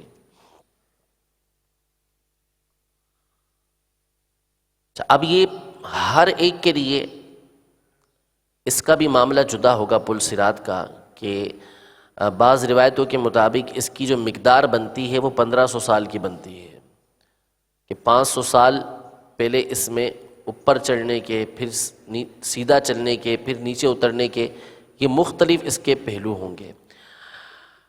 لیکن ارشاد فرمایا کہ جس کے جیسے اعمال ہوں گے اس کے اعتبار سے وہ پل صراط سے گزرے گا۔ بعض تو ایسی تیزی کے ساتھ گزریں گے جیسے بجلی کا کوندا گزرتا ہے، جیسے بجلی چمکتی ہے فوراً بند، تو ویسے ہی بندے جو ہے وہ پل صراط میں سے بعض گزر جائیں گے کہ جیسے ابھی چمکے اور دوسرے کنارے پر پہنچ گئے، اور بعض تیز ہوا کی طرح جائیں گے، اور بعض اس طرح جائیں گے جیسے کوئی پرندہ اڑتا ہوا جاتا ہے، بعض جیسے گھوڑا دوڑتا ہوا جاتا ہے، اور بعض جیسے آدمی دوڑتا ہوا جاتا ہے، اور بعض یہاں تک کہ اپنے گھسیٹتے ہوئے جائیں گے، گھسیٹتے ہوئے اس پر سے گزریں گے، اور کوئی چونٹی جس طریقے سے چلتی ہے اس طریقے سے چل کر اس کو پار کرے گا، یعنی جس کے جیسے اعمار ہوں گے اس انداز میں اس کو پل صراط سے گزرنا ہوگا۔ یہ ارشاد فرمایا کہ پل صراط کی دونوں طرف بڑے بڑے آنکڑے لگے ہوئے ہیں، یعنی جو بندے کو اٹھانے کے لیے کرین کے اندر یا دیگر چیزوں کے اندر آنکڑے ہوتے ہیں چیزوں کو اٹھانے کے لیے، اس طرح کے بڑے بڑے آنکڑے ہوں گے، اور ان کی لمبائی چوڑائی کتنی ہے یہ اللہ عز و جل ہی بہتر جانتا ہے۔ جس شخص کے بارے میں حکم ہوگا کہ اس کو جہنم کے اندر پھینکنا ہے، یا جس کے بارے میں عذاب کا حکم ہوگا، تو یہ آنکڑے اس کو پکڑ لیں گے، بعضوں کو زخمی کریں گے اور بعضوں کو جہنم کے اندر پھینک دیا جائے گا۔ تو ہر شخص کو اس پل صراط کے اوپر سے گزرنا یہ لازمی ہے، لیکن نبی کریم صلی اللہ تعالیٰ علیہ وآلہ وسلم کی امت کو اللہ تبارک و تعالیٰ نے یہ شرف عطا فرمایا ہے کہ اس امت کے ساتھ وہاں کے معاملات دیگر کے معاملے میں آسان ہوں گے، بہت وہاں پہ آسانی ہوگی اس کو۔ لیکن یہ بات یاد رکھیے گا، انشاءاللہ ایمان و کفر کا جب ہمارا بیان آئے گا تو اور تفصیل کے ساتھ اس کو بیان کریں گے کہ ہمارے یہاں یہ عقیدہ نظریہ رکھنا ضروری ہے کہ جو ایمان کے ساتھ اس دنیا سے رخصت ہو گیا وہ ہمیشہ ہمیشہ جنت کے اندر رہے گا، یہ تو کنفرم ہے۔ اولئک اصحاب الجنت ہم فیہا خالدون، ہمیشہ ہمیشہ جنت کے اندر وہ رہے گا۔ لیکن کیا نسبت رکھنے کی وجہ سے نبی کریم صلی اللہ تعالیٰ علیہ وآلہ وسلم کی طرف ہماری نسبت ہے، یا ہم غوث پاک رضی اللہ تعالیٰ عنہ کے مریدین میں سے ہیں، ان کے ماننے والوں میں سے ہیں، کیا اس بنیاد پر ہمیں اس بات کی اجازت ہے کہ ہم اعمال سے بری و ذمہ ہو جائیں؟ ہرگز ایسا نہیں ہے۔ اگر قرآن مجید فرقان حمید کا ہم بغور مطالعہ کریں تو قرآن مجید فرقان حمید میں اللہ تبارک و تعالیٰ نے خاص طور پر سورۃ البقرہ کے اندر بنی اسرائیل کے احوال کو بیان کیا ہے کہ بنی اسرائیل یہ انبیاء کرام علیہ السلام کی اولاد میں سے ہیں، یعنی یہود و نصارہ یہ انبیاء کرام علیہ السلام کی اولاد میں سے تھے، اور اس بات کی وجہ سے وہ اپنے آپ کو دوسرے لوگوں سے افضل جانتے تھے اور اپنے آپ کو عمل سے بری و ذمہ سمجھتے تھے، لہذا اسی وجہ سے وہ نبی کریم صلی اللہ تعالیٰ علیہ وسلم پر ایمان لے کر نہیں آئے، دیگر برے اعمال کیے تو اللہ تبارک و تعالیٰ نے ان کو ذلیل و رسوا فرمایا، اور ایمان نہ لانے کی وجہ سے وہ ہمیشہ ہمیشہ جہنم کے اندر رہیں گے۔ تو بنی اسرائیل نے اپنا فقط اتنا ذہن بنا لیا کہ چونکہ ہمارے جو آباء و اجداد ہیں وہ انبیاء ہیں یا نیک صالحین ہیں، لہذا ہم بخشے بخشا ہیں۔ ان کا یہ عقیدہ اور نظریہ بنا ہوا تھا کہ لن تمسنا النار الا ایاما معدودہ، کہ جہنم کی آگ تو ہمیں صرف چند دن چھوئے گی، اس کے بعد ہم نے جنت کے اندر ہی رہنا ہے، جنت ہی ہمارا ٹھکانہ ہے، یہ ان کا ذہن بنا ہوا تھا۔ تو اس وجہ سے انہوں نے اعمال کرنا چھوڑ دیا، بولے ہمیں اعمال کی ضرورت نہیں ہے۔ تو بنی اسرائیل کے واقعات کو قرآن مجید فرقان حمید میں خاص طور پہ سورۃ البقرہ کے اندر ہمیں بار بار بتائے گئے کہ ان کے یہ واقعات ہوئے ہیں، اور قرآن پاک کے واقعات جو ہوتے ہیں یہ صرف واقعہ نہیں ہوتا بلکہ اس میں سبق ہوتا ہے۔ ان فی ذلک لعبرۃ لأولی الابصار، کہ جو عقل والے ہیں، سمجھ والے ہیں، وہ ان واقعات سے عبرت حاصل کرتے ہیں اور سبق لیتے ہیں ان سے۔ تو بنی اسرائیل کے یہ واقعات ذکر کر کے ہمیں اس بات کی طرف تنبیہ کی گئی کہ جب بندے کی نسبت بڑی ہو جائے تو پھر اس کے اعمال بھی اور زیادہ اچھے ہونے چاہیے۔ اگر آپ صراط الجنان کی پہلی جلد کا مطالعہ کریں تو اس میں جگہ بہ جگہ اس بات کی طرف تنبیہ کی گئی ہے، سمجھایا گیا ہے کہ بنی اسرائیل کے یہ واقعات ہمیں درس دیتے ہیں کہ بنی اسرائیل سے بڑی نسبت ہماری ہے، کہ وہ دیگر انبیاء کرام علیہ السلام کی طرف منسوب تھے، اور ہم نبی کریم صلی اللہ تعالیٰ علیہ وسلم کے جو سید الانبیاء سید المرسلین ہیں ان کی طرف ہماری نسبت ہے۔ تو ہم پر زیادہ ذمہ داری بنتی ہے کہ ہم زیادہ وہ اعمال کریں کہ جو اللہ تبارک و تعالیٰ کو راضی کرنے والے ہیں۔ لہذا اس بات کا ذہن میں رکھ لینا چاہیے ہمیں کہ ایمان اگر سلامت لے کر چلے گئے تو انشاءاللہ تبارک و تعالی ہمیشہ جنت کے اندر رہنا ہے، لیکن اس بات کی گارنٹی کیا ہے کہ دنیا سے بندہ ایمان کو سلامت لے کر جائے گا؟ ایمان کو سلامت لے کر جانے پر بندے کے پاس کوئی گارنٹی نہیں ہے، اور علماء نے اس حوالے سے لکھا ہے کہ جو گناہ ہیں یہ اس بات کا سبب ہوتے ہیں کہ کہیں ایسا نہ ہو کہ ان گناہوں کی وجہ سے اس کا ایمان چھین لیا جائے۔ تو اس لیے پل صراط ہو، حوض کوثر ہو، ان تمام پر نعمتیں حاصل کرنے کے لیے انتہائی ضروری ہے کہ ہم اپنے اعمال کو درست کریں، اچھے اور نیک اعمال ہم کریں۔ تو انشاءاللہ تبارک و تعالی، اللہ تبارک و تعالی کی یہ سنت جاریہ ہے کہ جو بندہ نیک اعمال کرتا ہے تو اللہ تبارک و تعالی اس کے اعمال کو برباد نہیں فرماتا۔ اگر اس نے اچھے عمل کیے ہیں، نیک عمل کیے ہیں اللہ تبارک و تعالیٰ کو راضی کرنے والے، تو اللہ تبارک و تعالیٰ کسی کے عمل کو برباد نہیں فرماتا۔ اللہ تبارک و تعالیٰ کی رحمت بہت بڑی ہے، اللہ تبارک و تعالیٰ اس کے ساتھ اچھا ہی معاملہ فرمائے گا، اس کو داخل جنت فرمائے گا۔ قیامت کے دن کے احوال میں سے ایک جو معاملہ ہوگا جس کا عقیدہ اور نظریہ رکھنا ضروری ہے، وہ ہے شفاعت مصطفیٰ صلی اللہ تعالیٰ علیہ وآلہ وسلم۔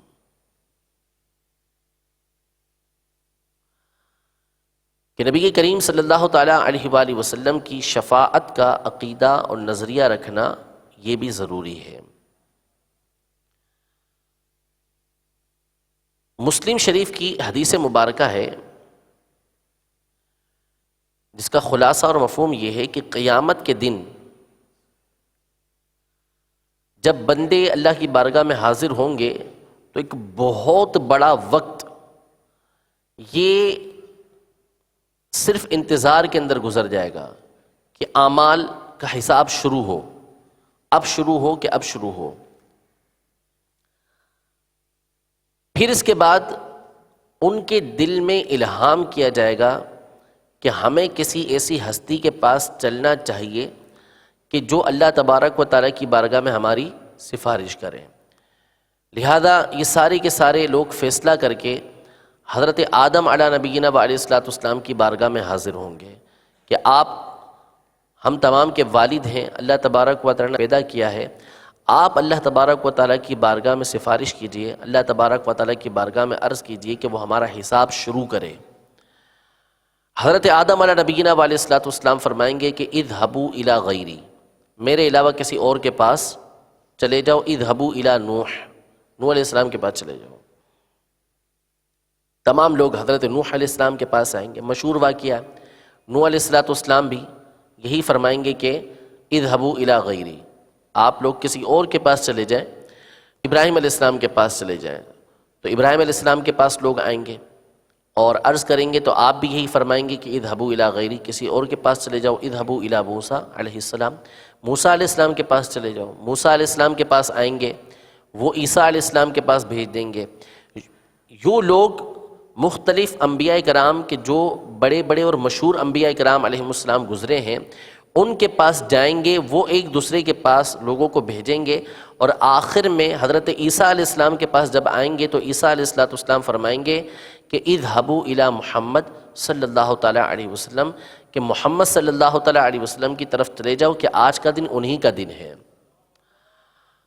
تو یہ سارے کے سارے لوگ نبی کریم صلی اللہ تعالیٰ علیہ وآلہ وسلم کی بارگاہ میں حاضر ہوں گے۔ اب نبی کریم صلی اللہ تعالیٰ علیہ وآلہ وسلم کے پاس جب حاضری ہوگی تو آپ فرمائیں گے کہ انا لہا، میں اسی کام کے لیے ہوں، میں ہی اللہ تبارک و تعالیٰ کی بارگاہ میں تمہاری سفارش کروں گا۔ پھر اس پہ مختلف حدیثیں موجود ہیں کہ نبی کریم صلی اللہ تعالیٰ علیہ وآلہ وسلم بارگاہ رب العزت میں حاضر ہوں گے اور اللہ تبارک و تعالیٰ کی بارگاہ میں سجدہ کریں گے، اور بعض روایتوں کے مطابق یہ سجدہ 1 ہفتے کا ہوگا، 1 ہفتے تک اللہ تبارک و تعالیٰ کی بارگاہ میں سجدہ ریز رہیں گے، اور فرماتے ہیں کہ اس وقت دل کے اندر اللہ کی حمد و ثنا ایسی ڈالی جائے گی، اللہ کی حمد و ثنا کریں گے، اللہ کی تعریف کریں گے کہ ایسی حمد اللہ تبارک و تعالیٰ کی کائنات میں کبھی کسی نے نہیں کی ہوگی۔ ایسی تعریف اللہ تبارک و تعالیٰ کی نبی کریم صلی اللہ تعالیٰ علیہ وسلم یہ فرمائیں گے۔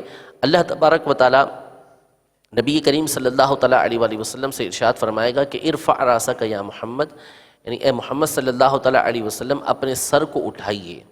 سل تعطا، سوال کیجئے آپ کو دیا جائے گا، اشفع تشفع، آپ شفاعت کیجئے آپ کی شفاعت کو قبول کیا جائے گا۔ اب نبی کریم صلی اللہ تعالیٰ علیہ وسلم شفاعت فرمائیں گے، حساب و کتاب شروع ہوگا، حساب و کتاب شروع ہوگا۔ یہ جب حساب و کتاب شروع ہوگا تو تمام کے تمام لوگ نبی کریم صلی اللہ تعالیٰ علیہ وآلہ وسلم کی تعریف کریں گے، آپ صلی اللہ تعالیٰ علیہ وسلم کی تعریف کریں گے کہ اللہ تبارک و تعالیٰ نے حضور علیہ الصلوۃ کو کتنا بڑا مقام اور مرتبہ یہ عطا فرمایا ہے۔ اسی تعریف کرنے کے مقام کو، یعنی حضور علیہ الصلوۃ کی جب اول سے لے کر آخر تک، حضرت آدم علیہ السلام سے لے کر قیامت تک جتنے افراد آئے ہوں گے سارے کے سارے تعریف کریں گے، اسی تعریف والی جگہ کو مقام محمود کہا جاتا ہے۔ یہ جو ہم سنتے ہیں مقام محمود، مقام محمود کیا ہے؟ یہ وہ مقام ہے، وہ جگہ ہے کہ جس وقت نبی کریم صلی اللہ تعالیٰ علیہ وسلم کی اولین آخرین تعریف کر رہے ہوں گے تو اس جگہ کو، اس مقام کو، اس وقت کو مقام محمود کہا جاتا ہے۔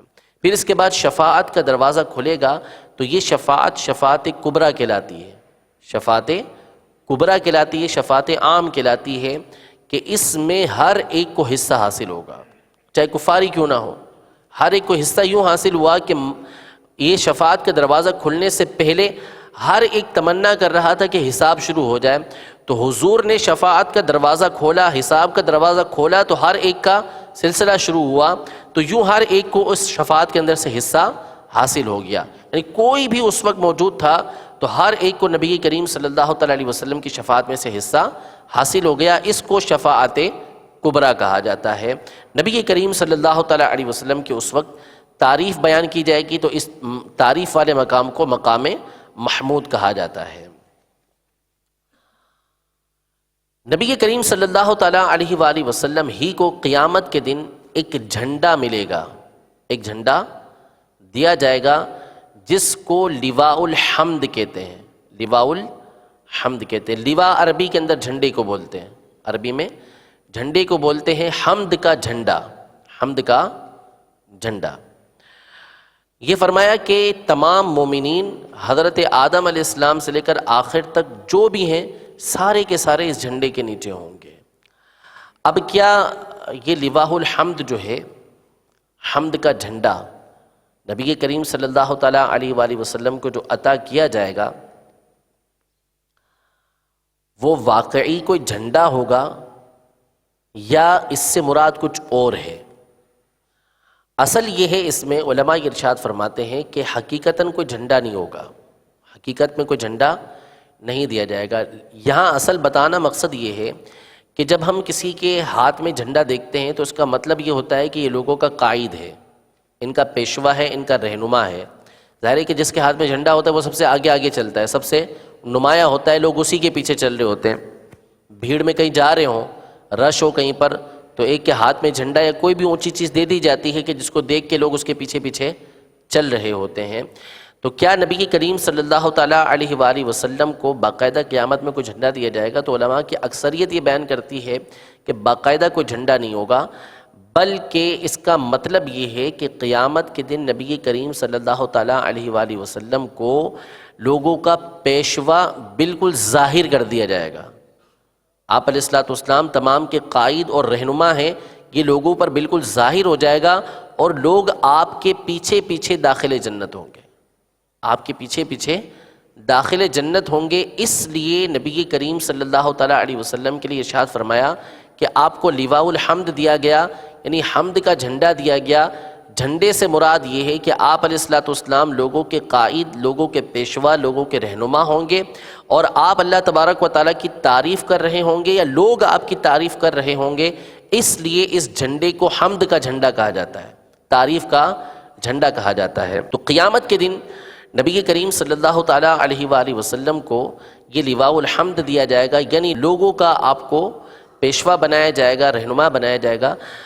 پیشوا اور رہنما نبی کریم صلی اللہ علیہ وسلم اب بھی ہیں، قائد المرسلین ہیں، انبیاء کے بھی پیشوا ہیں نبی کریم صلی اللہ تعالیٰ علیہ وسلم، لیکن قیامت کے دن خاص جو قیامت کا دن ہوگا اس میں ہر ایک پر نبی کریم صلی اللہ تعالیٰ علیہ وسلم کی شان و شوکت ظاہر ہو جائے گی۔ آج بہت سے لوگ نہیں تسلیم کرتے، کفار تسلیم نہیں کرتے، اور لوگ بعض دیگر تسلیم نہیں کرتے، لیکن قیامت کا دن وہ دن ہوگا کہ جب نبی کریم صلی اللہ تعالیٰ علیہ وسلم کی طاقت، آپ علیہ الصلوۃ والسلام کی شان و عظمت سب لوگوں کے سامنے ظاہر و باہر ہو جائے گی۔ اللہ کی مخلوق کے اندر سب سے بڑی چیز اور سب سے اونچی چیز جو اللہ نے بنائی ہے وہ عرش ہے۔ سب سے اونچی چیز اللہ نے عرش کو بنایا ہے۔ یہ عرش جنت الفردوس کی چھت ہے۔ جنت الفردوس جو سب سے اعلیٰ جنت ہے، اس کی چھت یہ عرش ہے۔ عرش سے بڑی چیز مخلوق میں کوئی نہیں ہے، یعنی حجم کے اعتبار سے، اپنی وسعت کے اعتبار سے یہ عرش سب سے بڑا ہے۔ قیامت کے دن نبی کریم صلی اللہ تعالیٰ علیہ وآلہ وسلم کی فضیلتوں میں سے ایک فضیلت یہ ہے کہ اللہ تبارک و تعالیٰ نبی کریم صلی اللہ تعالیٰ علیہ وسلم کو عرش پر بٹھائے گا، یعنی جس کا جیسا مقام اور مرتبہ ہوتا ہے اسی کے مطابق اس کی کرسی ہوتی ہے۔ جیسا مقام ہوگا، جیسا مرتبہ ہوگا، اس کے حساب سے اس کو کرسی دی جائے گی۔ اگر کوئی بڑی کرسی پہ بیٹھا ہوگا تو ہمیں پتہ چل جائے گا کہ چھوٹی کرسی کے مقابلے میں کوئی بڑی شخصیت ہے۔ تو جس کو جیسی کرسی دی گئی، جیسا بیٹھنے کی جگہ دی گئی، اس کے حساب سے ہمیں معلوم ہو جاتا ہے کہ اس کی اہمیت بڑی ہے۔ دو طرف چھوٹے وزیر بیٹھے ہیں تو درمیان میں جو وزیر اعظم ہوگا اس کی کرسی بڑی ہوگی۔ عالم دین ہے وہ بیٹھے ہیں، ان سے بڑھ کر کوئی عالم دین ہے تو ان کی کرسی بعض اوقات بڑی رکھی جاتی ہے۔ ان کے پیر و مرشد ہیں تو ان کی کرسی، ان کی جگہ اونچی رکھی جاتی ہے، جس سے ہمیں معلوم ہو جاتا ہے کہ یہ شخصیت دوسروں کے مقابلے میں ممتاز ہے، بڑھ کر ہے۔ تو حضور علیہ الصلوۃ والسلام کی ذات گرامی وہ ہے کہ اللہ تبارک و تعالیٰ جب لوگوں کے سامنے ان کی عظمت کو ظاہر فرمائے گا تو اس کا ایک طریقہ کار یہ ہوگا کہ اللہ تبارک و تعالیٰ اپنی مخلوق کے اندر جو سب سے اونچی اور سب سے بڑی چیز ہے اس پر نبی کریم صلی اللہ تعالیٰ علیہ وسلم کو تشریف فرمائے گا کہ وہاں پر بیٹھیں، تاکہ لوگوں کو معلوم ہو جائے کہ کائنات میں سب سے بڑا مقام اور مرتبہ انہی کا ہے۔ اعلیٰ حضرت نے جو ارشاد فرمایا کہ عرش حق ہے، مسند رفعت رسول اللہ کی، یہ اسی بات کی طرف اشارہ ہے۔ یہ حدیث پاک کی جو میں نے عرض کیا آپ کے سامنے، حدیث پاک کے اندر یہ موجود ہے کہ قیامت کے دن اللہ تبارک و تعالیٰ عرش پر نبی کریم صلی اللہ تعالیٰ علیہ وسلم کو بٹھائے گا۔ تو یہ اعلیٰ حضرت جو فرماتے ہیں کہ عرش حق ہے، یعنی اللہ تبارک و تعالیٰ کا جو عرش ہے، عرش حق ہے، مسند رفعت، رفعت بلندی کو بولتے ہیں کہ بیچنے کی جو جگہ ہے، بلند ترین جگہ نبی کریم صلی اللہ تعالیٰ علیہ وسلم کی، وہ اللہ تبارک و تعالیٰ کا عرش ہے۔ عرش حق ہے، مسند رفعت رسول اللہ کی، دیکھنی ہے حشر میں عزت رسول اللہ کی۔ آپ علیہ الصلوۃ والسلام کے جو مقام و مرتبہ ہے اس کا خوب اس دن ظہور ہوگا۔ قیامت کے دن کے حوالے سے شفاعت کی بات چل رہی ہے۔ شفاعت کی 3 قسمیں ہیں۔ شفاعت کی 3 قسمیں۔ شفاعت کا مطلب سفارش کرنا ہوتا ہے، تو شفاعت کی 3 قسمیں کی گئی ہیں۔ شفاعت کی پہلی قسم ہوتی ہے شفاعت بالوجاہت۔ شفاعت بالوجاہت، وجیح ہونا، کسی شخص کا اعلیٰ ہونا، عرفہ ہونا، بلند ہونا، شفاعت بالوجاہت۔ دوسری قسم ہوتی ہے شفاعت بالمحبہ، یعنی محبت، محبت کی وجہ سے شفاعت، یعنی شفاعت وجاہت کی وجہ سے، شفاعت محبت کی وجہ سے۔ اور تیسری قسم ہوتی ہے شفاعت بالاذن، یعنی اجازت، شفاعت بالاذن۔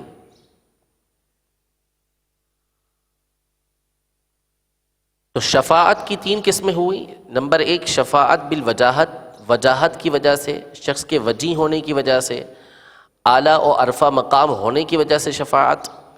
نمبر 2 محبت کی وجہ سے شفاعت، اور نمبر 3 اذن یعنی اجازت کی وجہ سے شفاعت۔ یعنی وجاہت کا مطلب ہے کہ کوئی شخص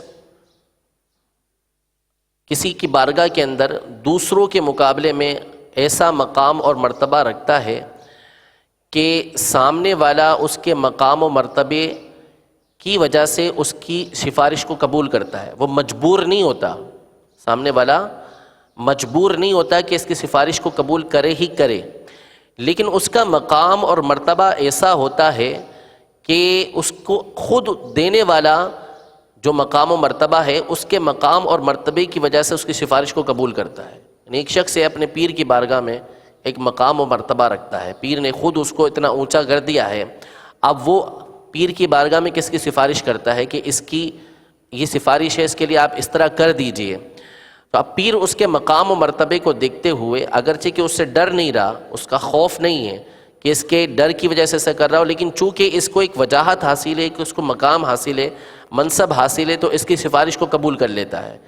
یہ وجاہت کی وجہ سے، اس کی شخصیت کی وجہ سے، اس کے مقام کی وجہ سے شفاعت کہلاتی ہے، سفارش کہلاتی ہے. اور محبت کے سامنے والا ہے ایسا محبوب، ایسا پیارا، اس سے ایسی محبت ہے کہ اس کی محبت اس بات کا تقاضا کرتی ہے کہ اس کی بات کو قبول کیا جائے. اگرچہ اب بھی یہی ہے کہ اس کی شفاعت کو قبول نہ کرنے کی وجہ سے، اس کی سفارش کو قبول نہ کرنے کی وجہ سے جس سے سفارش کی جا رہی ہے اس کی ذات پہ کوئی اثر نہیں پڑے گا، وہ ڈرتا نہیں ہے، لیکن اس نے اس کو ایسا محبوب اور پسندیدہ بنایا ہے کہ اس کی بات کو قبول کر لیتا ہے. تو اس کو شفاعت بالمحبت بولتے ہیں. اور شفاعت بالاذن کا مطلب یہ ہے کہ اللہ تبارک و تعالی نے اجازت دی اس بات کی کہ اس کی سفارش کی جائے. تو نبی کریم صلی اللہ تعالیٰ علیہ وآلہ وسلم کو یہ تینوں طرح کی شفاعت حاصل ہے، تینوں طرح کی شفاعت حاصل ہے. ان میں سے کسی کا بھی انکار کرنا گمراہی ہے، کسی کا بھی انکار کرنا گمراہی ہے.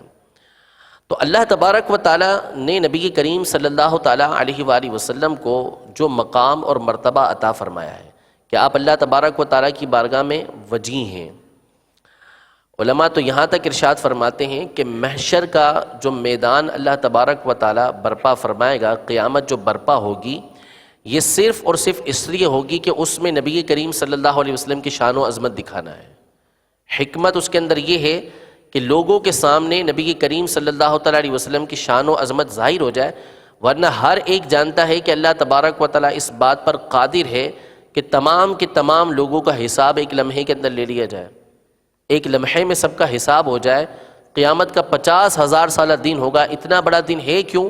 اس لیے تاکہ لوگوں کے سامنے نبی کریم صلی اللہ تعالیٰ علیہ وسلم کی عظمت ظاہر ہو جائے. یہ جو حدیث پاک ہم نے سنی مسلم شریف کی کہ انبیاء کرام علیہ السلام کے سامنے ایک ایک کر کے لوگ جاتے رہیں گے، سوال یہ پیدا ہوتا ہے کہ آخر میں آنا کس کے پاس تھا؟ آنا نبی کریم صلی اللہ علیہ وسلم کی بارگاہ میں تھا. تو اولاً لوگوں کے دلوں کے اندر، حدیث پاک کے اندر ہے الہمو، لوگوں کے دل کے اندر الہام ڈالا جائے گا، خیال ڈالا جائے گا کہ آدم علیہ السلام کے پاس جاؤ. یعنی ان کے دل کے اندر یہ بات ڈالی جائے گی کہ آدم علیہ السلام کے پاس ہمیں جانا چاہیے. تو اولاً کیوں ان کے دل کے اندر یہ بات نہیں آ گئی کہ ہم سیدھے کے سیدھے نبی کریم صلی اللہ علیہ وسلم کی بارگاہ میں چلتے ہیں؟ اور پھر اس پر غور کریں کہ یہ بات نبی کریم صلی اللہ علیہ وسلم نے بیان فرمائی کہ قیامت کے دن اس طرح ہوگا کہ لوگ پہلے آدم علیہ السلام کے پاس جائیں گے، پھر نوح علیہ السلام کے پاس جائیں گے، پھر ابراہیم علیہ السلام کے پاس جائیں گے. یہ بات آگے سے آگے چلتی ہوئی ہم تک پہنچی، ہر زمانے کے لوگ سن رہے ہیں، یہود و نصارہ کو بھی یہ بات معلوم ہے. اب قیامت کے دن مزہ یہ ہوگا کہ سب کے دلوں سے یہ بات نکل جائے گی. بھئی بات ہم قیامت کے بات دنیا کے اندر ہم سنتے رہے، تو ہمیں تو یہ بات معلوم ہے نا، تو ہمیں کرنا کیا چاہیے، ہونا کیا چاہیے کہ ڈائریکٹ نبی کریم صلی اللہ علیہ وسلم کی بارگاہ میں چلے جائیں. ہمیں پتہ تو ہے کہ ہمیں ہونا یہی ہے. ہونا کیا آخر میں کہ آدم علیہ السلام پر کے پاس جا کے ابراہیم علیہ السلام کے پاس جانا ہے، موسیٰ علیہ السلام کے پاس جانا ہے، عیسیٰ علیہ السلام کے پاس جانا ہے. تو ڈائریکٹ نبی کریم صلی اللہ علیہ وسلم کی بارگاہ میں چلے جائیں تو یہ سب کے دلوں سے بات نکل بھی جائے گی. جن کے لیے معاملہ ہوگا کہ انہوں نے جانا ہے آدم علیہ السلام کے پاس، تمام کے دلوں کے اندر سے یہ بات نکل جائے گی کہ ہمیں نبی کریم صلی اللہ علیہ وسلم کی بارگاہ میں آخر کے اندر حاضر ہونا ہے. تو ڈائریکٹ ہم حضور کی بارگاہ میں حاضر ہو جاتے ہیں. وجہ یہ ہے، علماء یہ ارشاد فرماتے ہیں، تاکہ لوگوں کے سامنے بالکل ظاہر ہو جائے کہ اگر براہ راست نبی کریم صلی اللہ علیہ وسلم کی بارگاہ میں حاضر ہو جاتے تو کسی کے دل کے اندر یہ خیال آ سکتا تھا کہ جس طرح نبی کریم صلی اللہ تعالیٰ علیہ وآلہ وسلم شفاعت فرمانے والے ہیں، شفاعت کبریٰ کا دروازہ کھولنے والے ہیں، اسی طرح کوئی اور شفاعت کا دروازہ کھول لیتا. ہو سکتا ہے کہ ہم نبی کریم صلی اللہ علیہ وسلم کے علاوہ آدم علیہ السلام کے پاس چلے جاتے، تو جس طرح نبی کریم صلی اللہ علیہ وسلم نے شفاعت کا دروازہ کھولا ہے، یوں ہی آدم علیہ السلام کھول لیتے. پہلے اللہ تبارک و تعالیٰ نے آدم علیہ السلام کی طرف بھیجا، پھر دیگر انبیاء کی طرف بھیجا، تاکہ لوگوں کے ذہن کے اندر یہ بات پختہ ہو جائے کہ آج کے دن شفاعت کا دروازہ کھولنے والی ذات یہ محمد صلی اللہ تعالیٰ علیہ وسلم ہی کی ذات ہے، کوئی دوسری ذات نہیں ہو سکتی۔ تو یہ قیامت کا جو میدان ہوگا، قیامت جو قائم کی جائے گی، یہ ہے اسی لیے ایک وجہ اس کی بڑی یہ بیان کی گئی ہے کہ قیامت کا میدان، اس میں حکمت یہ ہے کہ اللہ تبارک و تعالیٰ نبی کریم صلی اللہ تعالیٰ علیہ وسلم کی شان و عظمت کو لوگوں کے سامنے ظاہر فرمانا چاہتا ہے۔ انشاءاللہ اس حوالے سے بھی مزید نبی کریم صلی اللہ تعالیٰ علیہ وسلم کے جب حقوق اور آپ علیہ الصلوۃ والسلام کے حوالے سے خاص عقائد بیان کیے جائیں گے تو اس میں اور تفصیل انشاءاللہ بیان کرنے کی کوشش کریں گے۔ تو شفاعت کا جو منصب ہے وہ تین طرح کی شفاعت ہے، شفاعت بالوجاہت، شفاعت بالمحبت اور شفاعت بالاذن۔ کسی کے وجی ہونے کی وجہ سے، کسی کے اعلیٰ مقام مرتبے ہونے کی وجہ سے اس کی سفارش کو قبول کرنا۔ لیکن میں نے یہ عرض کیا کہ اللہ تبارک و تعالیٰ مجبور نہیں، نبی کریم صلی اللہ تعالیٰ علیہ وسلم کی یا کسی اور نبی کی یا کسی ولی کی اللہ تبارک و تعالیٰ جب سفارش کو قبول کرے گا، ان کی شفاعت کو قبول کرے گا، تو اس کا ہرگز مطلب یہ نہیں ہے کہ ان کے مقام اور مرتبے کی وجہ سے اللہ تعالیٰ مجبور ہو گیا، نہیں، مجبور نہیں، بلکہ خود اللہ تبارک و تعالیٰ نے ان کو بنایا ایسا ہے کہ اللہ تبارک و تعالیٰ ان کی بات کو قبول فرماتا ہے، ان کو ناراض اللہ تبارک و تعالیٰ نہیں کرتا، دل ان کا نہیں توڑتا اللہ تبارک و تعالیٰ، ان کی بات کو اللہ تبارک و تعالیٰ رکھتا ہے۔ تو اللہ تبارک و تعالیٰ مجبور نہیں ہے، ٹھیک ہے۔ اسی طرح محبت کہ نبی کریم صلی اللہ تعالیٰ علیہ وسلم سے اللہ تبارک و تعالیٰ محبت فرماتا ہے۔ اب بعض لوگ اس طرح کے الفاظ استعمال کر دیتے ہیں کہ اللہ تعالیٰ مجبور ہو گیا، نعوذ باللہ من ذالک، یعنی اللہ کو یہ کرنا پڑا، تو اللہ تبارک و تعالیٰ مجبوری سے پاک ہے۔ اللہ تبارک و تعالیٰ کو کوئی مجبور مانے گا تو کفر ہو جائے گا۔ اللہ تبارک و تعالیٰ مجبور نہیں ہے، نبی کریم صلی اللہ تعالیٰ علیہ وسلم سے محبت فرماتا ہے، اور آپ کی محبت کے پیش نظر اللہ تبارک و تعالیٰ آپ کی محبت کی وجہ سے آپ کی شفاعت کو قبول فرمائے گا، لیکن اس شفاعت کو قبول کرنے پر مجبور نہیں ہے۔ اسی طریقے سے شفاعت بالاذن کی اجازت کے ساتھ شفاعت ہوگی، یہ کئی لوگوں کے لیے ہوگی۔ تو یہ تینوں کے تینوں شفاعتیں نبی کریم صلی اللہ تعالیٰ علیہ وسلم کے لیے ثابت ہیں، جو ان میں سے کسی کا انکار کرے گا گمراہ بددین ہوگا۔ اور یہ بھی یاد رہے، یہ ہمارا عقیدہ اور نظریہ ہے کہ نبی کریم صلی اللہ تعالیٰ علیہ وسلم کو مقام شفاعت دے دیا گیا، مقام شفاعت دے دیا گیا، منصب شفاعت آپ کو مل گیا۔ خود نبی کریم صلی اللہ تعالیٰ علیہ وسلم ارشاد فرماتے ہیں، اعطیت الشفاعہ، مجھے شفاعت دے دی گئی ہے، شفاعت کا مقام عطا کر دیا گیا ہے۔ تو یہ کچھ عقائد نظریات ہمارے تھے قیامت کے حوالے سے۔ خلاصہ کلام یہ ہے کہ اللہ تبارک و تعالیٰ نے قرآن مجید فرقان حمید میں اپنی وحدانیت، انبیاء کرام علیہ السلام کی نبوت اور رسالت، اور تیسری چیز قیامت کے قائم ہونے کو کثرت کے ساتھ بیان کیا ہے۔ قیامت قائم ہونے والی ہے، جو اس کا انکار کرے یا اس کے واقع ہونے میں شک کرے کافر ہو جائے گا، دائرہ اسلام سے خارج ہو جائے گا۔ دوسری بات اس میں یہ کہ حشر جو ہوگا قیامت میں جب اٹھایا جائے گا، تو یہ صرف روح کا نہیں ہوگا بلکہ روح اور جسم دونوں کا ہوگا۔ جو صرف روحوں کا حشر مانے کہ قیامت کے دن صرف روحیں اٹھائی جائیں گی، جسم نہیں اٹھائے جائیں گے، جسم زندہ نہیں ہوں گے، وہ بھی کافر ہے، دائرہ اسلام سے خارج ہے۔ دنیا میں جو روح جس جسم کے ساتھ متعلق تھی، اس روح کا حشر اسی جسم میں ہوگا۔ جس دنیا میں جو روح جس جسم سے متعلق تھی، اس روح کے ساتھ ہی اس کا جسم ہوگا۔ ایسا نہیں ہوگا کہ اللہ تبارک و تعالیٰ کو نیا جسم، نیا بدن پیدا فرمائے اور اس میں روح کو ڈال دے، ایسا نہیں ہوگا۔ قیامت کے دن حساب ہوگا، حساب حق ہے، اعمال کا حساب ہوگا۔ جو حساب کا منکر ہو تو وہ بھی دائرہ اسلام سے خارج ہو جائے گا، کیونکہ ان تمام باتوں کا انکار کرنے والا یہ اللہ تبارک و تعالیٰ کی بات کا انکار کرنے والا ہے۔ اسی طرح قیامت کے دن میزان ہوگا، تول ہوگی، اس کا اعتقاد رکھنا کہ یہ بھی حق ہے، یہ بھی ہوگا، یہ ضروری ہے۔ قیامت کے دن ہر شخص کو اس کا نامہ اعمال دیا جائے گا، یہ عقیدہ رکھنا بھی ضروری ہے۔ نامہ اعمال دیے جانے کی تین صورتیں ہیں۔ نیکوں کو اللہ تبارک و تعالیٰ سیدھے ہاتھ میں نامہ اعمال عطا کرے گا، بدوں کو، بروں کو الٹے ہاتھ میں، اور جو کفار ہوں گے ان کا سینہ توڑ کر ان کا الٹا ہاتھ ان کے پیٹھ کے پیچھے سے نکالا جائے گا اور الٹے ہاتھ میں ان کو نامہ اعمال دیا جائے گا۔ حوض کوثر بھی حق ہے، اس کا عقیدہ رکھنا بھی ضروری ہے، جو اس کا انکار کرے وہ بھی گمراہ ہے۔ اور حوض کوثر نبی کریم صلی اللہ تعالیٰ علیہ وسلم کو اللہ تبارک و تعالیٰ نے عطا فرمایا۔ اس کی تفصیل بھی ہم نے سنی۔ اسی طرح صراط حق ہے، جو ایک پل ہے، اس کا عقیدہ اور نظریہ رکھنا بھی ضروری ہے، اور ہر قسم کی شفاعت، چاہے شفاعت بالوجاہت ہو، شفاعت بالمحبت ہو یا شفاعت بالاذن ہو، نبی کریم صلی اللہ تعالیٰ علیہ وسلم کے لیے یہ تمام کی تمام ہیں، اور جو اس کا انکار کرے، یہ کسی بھی ان میں بات کا انکار کرے، وہ گمراہ اور بددین ہے۔ آخری بات ایک جو رہ گئی بیان کرنے سے، وہ یہ ہے کہ دیکھیں قیامت میں جب بندہ مرتا ہے، اس کا جسم قبر کے اندر، یعنی اللہ تبارک و تعالیٰ نے اگر خاص کرم نہ فرمایا تو پھل پھوٹ گیا، اب پھول اور پھٹ گیا، وہ ریزہ ریزہ ہو گیا، تو انسان کے سارے اعضاء کو مٹی کھا جاتی ہے، سارے کے سارے اعضاء کو مٹی کھا جاتی ہے، لیکن جو ہماری ریڑھ کی ہڈی ہے اس کا ایک ذرہ ہے جس کو عجب الذنب بولتے ہیں۔ عجب الذنب، عین جیم با الف لام ذال نون با، عجب الذنب، یہ وہ ذرہ ہے کہ جس کو مٹی نہیں کھاتی، جس کو مٹی نہیں کھاتی، اس کو عجب الذنب بولتے ہیں۔ یہی وہ ذرہ ہے، یہی وہ ٹکڑا ہے کہ جس پر انسانی جسم کی تخلیق ہوگی، دوبارہ اسی کے اوپر انسان کے جسم کو بنایا جائے گا، یہ حصہ ہمیشہ باقی رہتا ہے۔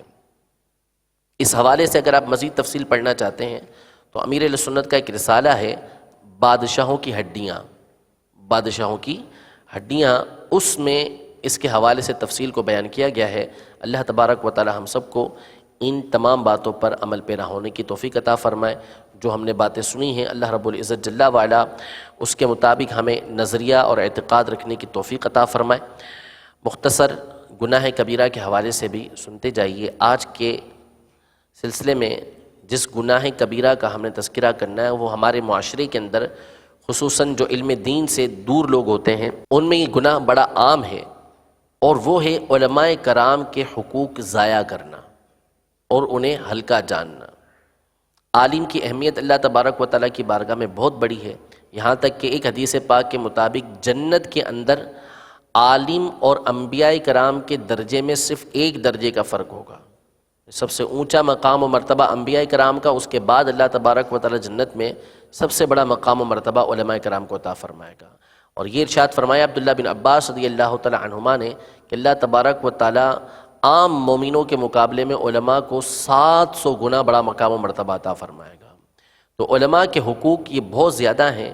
اس حوالے سے نبی کریم صلی اللہ تعالیٰ علیہ وآلہ وسلم نے بہت زیادہ تنبیہ فرمائی ہے، کیونکہ اگر علماء کے حقوق کو ضائع کیا جائے، ان کی بات کو اہمیت نہ دی جائے، تو اس صورت میں نتیجہ بندے کا دین سے دوری کا نکلتا ہے، کیونکہ بندہ علماء سے وابستہ اسی وقت ہوتا ہے جب اس کو اپنے دین کی حاجت ہوتی ہے، اپنے دینی معاملات کو حل کروانا ہوتا ہے، اور علماء وہ ہوتے ہیں کہ جو ان کے دینی معاملات میں ان کی رہنمائی کرتے ہیں۔ تو جب بندہ علماء کے حق کو جانے گا ہی نہیں تو پھر اپنے دین کو بہتر کیسے کر سکے گا؟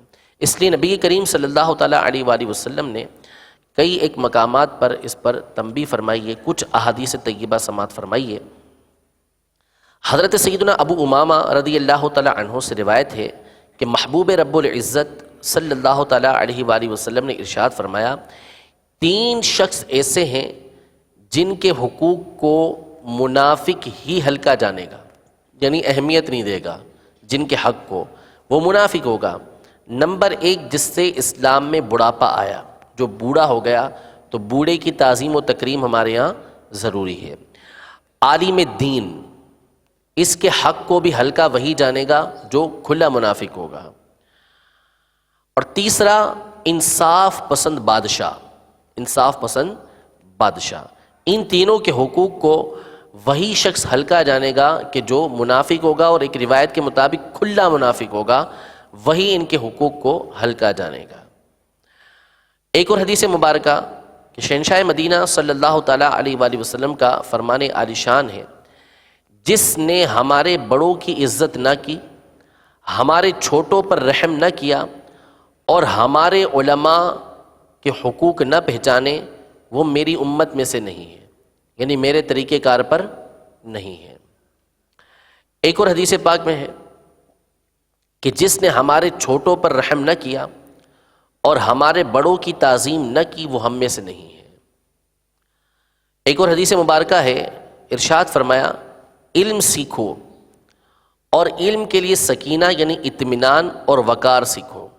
علم حاصل کرنے کے لیے اطمینان بھی سیکھو کہ کس طریقے سے علم حاصل کرنا ہے، اس کے آداب بھی سیکھو، اور جس سے علم سیکھو یعنی عالم سے، اس کے لیے تواضع اور عاجزی بھی اختیار کرو، یعنی اس کے سامنے عاجزی اختیار کرو۔ ایک اور حدیث مبارکہ ہے، نبی کریم صلی اللہ تعالیٰ علیہ وآلہ وسلم نے ارشاد فرمایا کہ برکت تمہارے اکابر کے ساتھ ہے، یعنی تمہارے بڑوں کے ساتھ ہے، تمہارے علماء کے ساتھ ہے۔ تو اللہ تبارک و تعالیٰ ہم سب کو علماء کے حقوق کو پہچاننے کی توفیق عطا فرمائے، ان کی تعظیم و تکریم اللہ تبارک و تعالیٰ ہمیں کرنے کی توفیق عطا فرمائے۔ اس حوالے سے اگر آپ مزید مطالعہ فرمانا چاہتے ہیں تو مکتبۃ المدینہ کی پرنٹڈ کتاب ہے جہنم میں لے جانے والے اعمال، اس کے صفحہ نمبر 315 سے، جلد نمبر 1 صفحہ نمبر 315 سے کئی احادیث طیبہ شروع ہو رہی ہیں جس میں علماء کرام کے حقوق ضائع کرنے والوں پر کیا کیا وعیدیں ہیں اس کو بیان کیا گیا ہے۔ اللہ تبارک و تعالی ہم سب کو علماء کرام کی تعظیم و تکریم کرنے کی توفیق عطا فرمائے، آمین بجاہ النبی الامین صلی اللہ تعالی علیہ وآلہ وسلم۔ السلام علیکم ورحمۃ اللہ وبرکاتہ۔ وعلیکم السلام ورحمۃ اللہ وبرکاتہ۔ مفتی صاحب کی بارگاہ میں عرض تھی کہ جب انبیاء کرام شفاعت فرما دیں گے تو دوسرے لوگ مثلاً حافظ علماء وغیرہ کی شفاعت کی کیا حاجت ہوگی؟ جواب ارشاد فرما دیجئے۔ جیسے شفاعت، دیکھیں اولاً تو شفاعت کے بارے میں یہ جان لیں کہ شفاعت بعض اوقات تو ہوتی ہے گناہوں کی، کہ کوئی شخص گناہگار ہے اس کے گناہوں کی شفاعت کرنا، اور ایک شفاعت ہوتی ہے کہ جو مراتب یعنی جو بندے کے مرتبے ہیں، مقام ہیں، ان کو بلند کرنا۔ حضور علیہ الصلوۃ والسلام یہ لوگوں کو داخل جنت بھی کروائیں گے اور جو جنت میں داخل ہو گئے ہیں ان کے مرتبوں کو بلند بھی فرمائیں گے، یعنی آپ کی شفاعت کی وجہ سے لوگوں کے مرتبے بھی بلند ہوں گے۔ اب شفاعت کا جو بنیادی مقصد ہے، دیکھیں اللہ تبارک و تعالیٰ کے علم میں تو ہے ہی کہ کس نے جنت کے اندر داخل ہونا ہے۔ شفاعت کا بنیادی مقصد کیا ہے؟ یعنی اللہ تبارک و تعالیٰ کو تو علم ہے کہ کس نے جنت میں داخل ہونا ہے۔ اب شفاعت کیوں ہو رہی ہے؟ تاکہ لوگوں کے سامنے جو شفاعت کر رہا ہے اس کا مقام و مرتبہ ظاہر ہو جائے، اس کا مقام مرتبہ ظاہر ہو جائے۔ تو نبی کریم صلی اللہ تعالیٰ علیہ وآلہ وسلم شفاعت کا دروازہ کھولیں گے، ابتدا آپ فرمائیں گے، پھر اس کے بعد ہر شخص کو شفاعت یعنی جو شفاعت کے مستحق ہوں گے، جن کو اللہ تبارک و تعالیٰ شفاعت کی اجازت فرمائے گا، وہ اپنے اپنے اعتبار سے ہر ایک کی شفاعت کرتے جائیں گے۔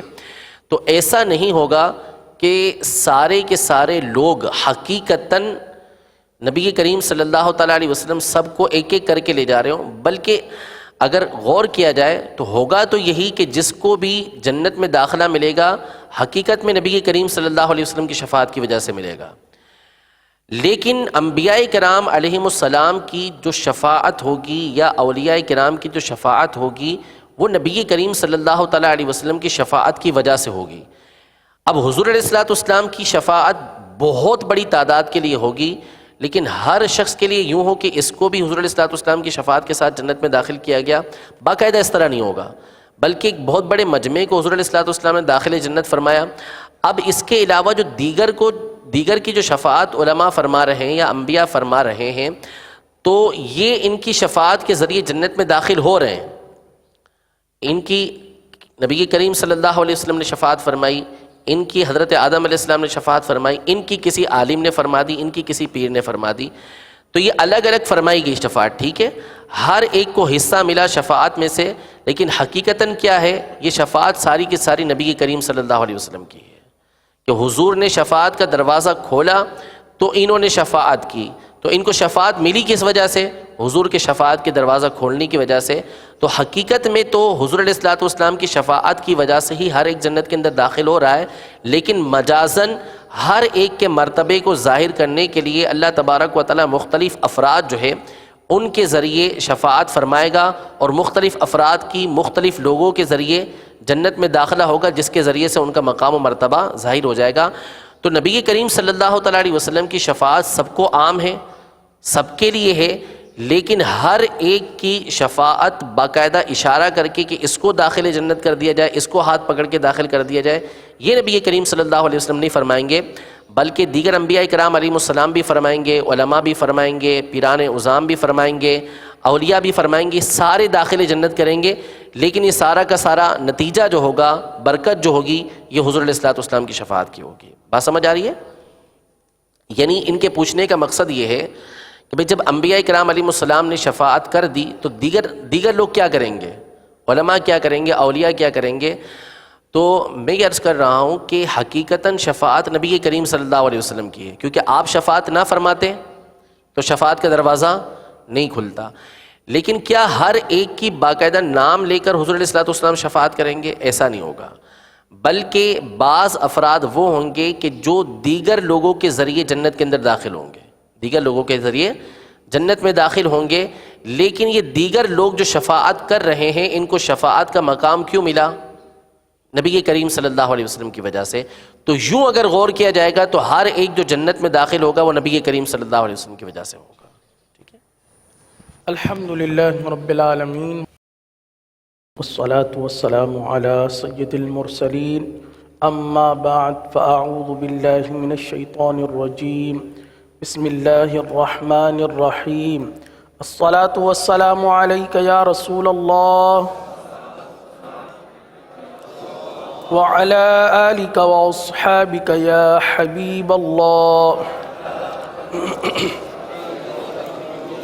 الصلاة والسلام عليك يا نبي الله وعلى آلك وأصحابك يا نور الله،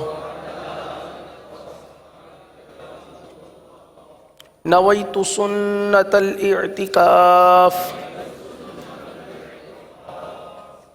الحمدللہ عز و جل، ہم اپنے اس سلسلے میں مدنی قاعدہ بھی پڑھتے ہیں، تو آج مدنی قاعدے کی تختی سبق نمبر 8 ہے، اور سبق نمبر 8 کم و بیش آدھی تختی ہم نے پڑھ لی تھی، جہاں سے چھوڑا تھا وہیں سے انشاءاللہ آگے چلیں گے۔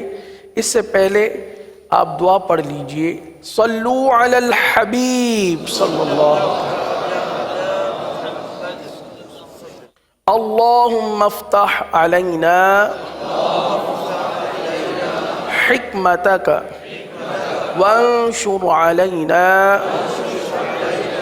رحمتک یا ذا الجلال والاکرام،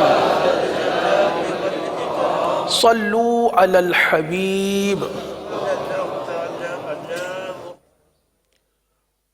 میرے پیارے و محترم اسلامی بھائیوں اور مدنی چینل کے ناظرین، مدنی قاعدے کی سبق نمبر 8 کھول لیجئے، اور اس سبق کی کم و بیش 4 لائن 4 سطریں ہم پڑھ چکے تھے، مزید آگے چلتے ہیں۔ اعوذ باللہ من الشیطان الرجیم،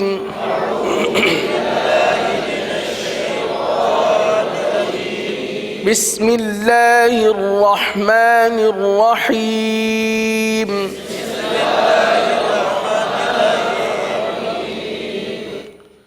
دال کھڑا زبر دا، دال کھڑا زیر دی، دال الٹا پیش دو، دا دی دو۔ جیسا کہ ہم نے اس کے قواعد میں یہ سیکھا تھا کہ کھڑا زبر کھڑا زیر الٹا پیش کو کھڑی حرکات کہتے ہیں، اور کھڑی حرکات یہ حروف مدہ کے قائم مقام ہے، یعنی جتنا حروف مدہ کو کھینچیں گے اتنا ہی کھڑی حرکات کو کھینچ کر پڑھیں گے۔ کیا آپ کو معلوم ہے کہ حروف مدہ کی کھینچنے کی مقدار کیا ہے؟ 1 الف۔ حروف مدہ کو 1 الف یعنی 2 حرکات کے برابر کھینچ کر پڑھتے ہیں، تو یہ کھڑی حرکات حروف مدہ کے قائم مقام ہے، اس لیے کھڑی حرکات کو بھی 1 الف کے تک کھینچ کر پڑھیں گے۔ آگے پڑھتے ہیں، ضاد کھڑا زبر ضا ضاد کھڑا زیر ضی ضاد الٹا پیش ضو ضا ضی ضو دال اور ضاد اس وقت ہم نے دو حروف ادا کیے دال اور ضاد جیسا کہ پہلے بھی عرض کیا گیا کہ آپ کو مدنی قاعدے میں یہ خصوصیت ملے گی کہ کچھ تختیوں میں ایک ہی جگہ سے یا ایک طریقے سے ادا کیے جانے والے حروف کو ایک ساتھ آپ جمع ہوتا ہوا دیکھیں گے. مثال کے طور پر دال اور ضاد یہ دونوں ہماری اپنی مادری زبان میں ایک ہی طریقے سے ادا ہوتا ہے. ضاد کو دال کی طرح ادا کرتے ہیں. تو ان دونوں حروف کو ایک ساتھ ادا دینے کا مقصد یہ ہے کہ ہم دونوں حروف کی ادائیگی میں فرق پیدا کریں. دال باریک ادا ہوتا ہے، ضاد پر ادا ہوتا ہے. اچھا دال کا اپنا مخرج ہے، زبان کی نوک اور اوپر کے دانتوں کی جڑ سے دال ادا ہوتا ہے، صحیح نا؟ جبکہ ضاد کا مخرج سے بالکل برعکس ہے، زبان کی کروٹ اور اوپر کے دانتوں کی جڑ سے ادا ہوتا ہے، بہت دور ہے. مخرج کے اعتبار سے دونوں میں بہت دوری ہے، لہٰذا ان دونوں میں فرق کرنا بہت ضروری ہے. آئیے مزید آگے پڑھتے ہیں. کاف کھڑا زبر کا، کاف کھڑا زیر کی، کاف الٹا پیش کو، کا کی کو، قاف کھڑا زبر قا، قاف کھڑا زیر قی، قاف الٹا پیش قو، قا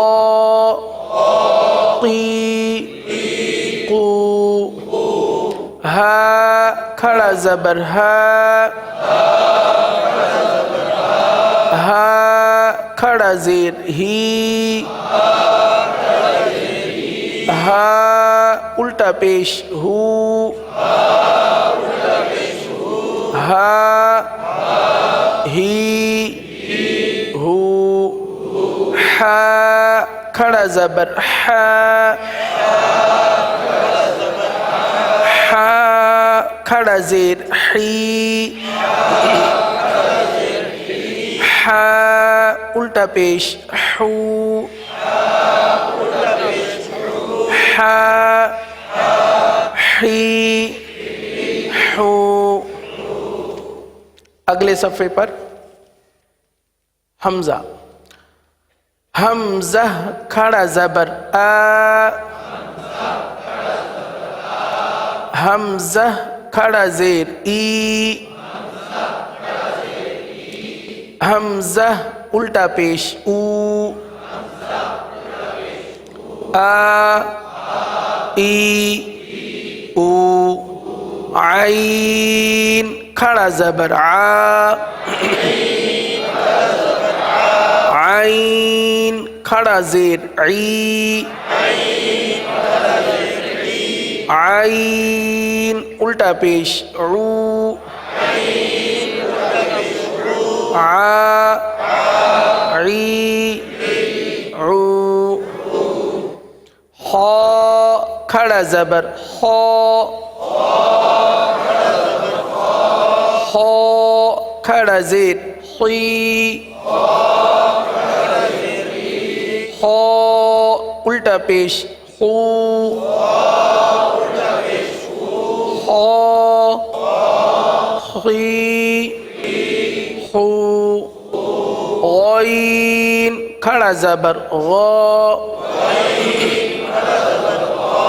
غین کھڑا زیر غی، غین الٹا پیش غو،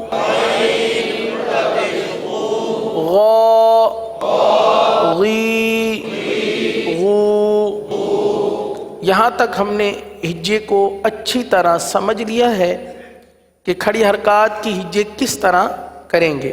آئیے اب اس کو رواں کے ساتھ پڑھتے ہیں۔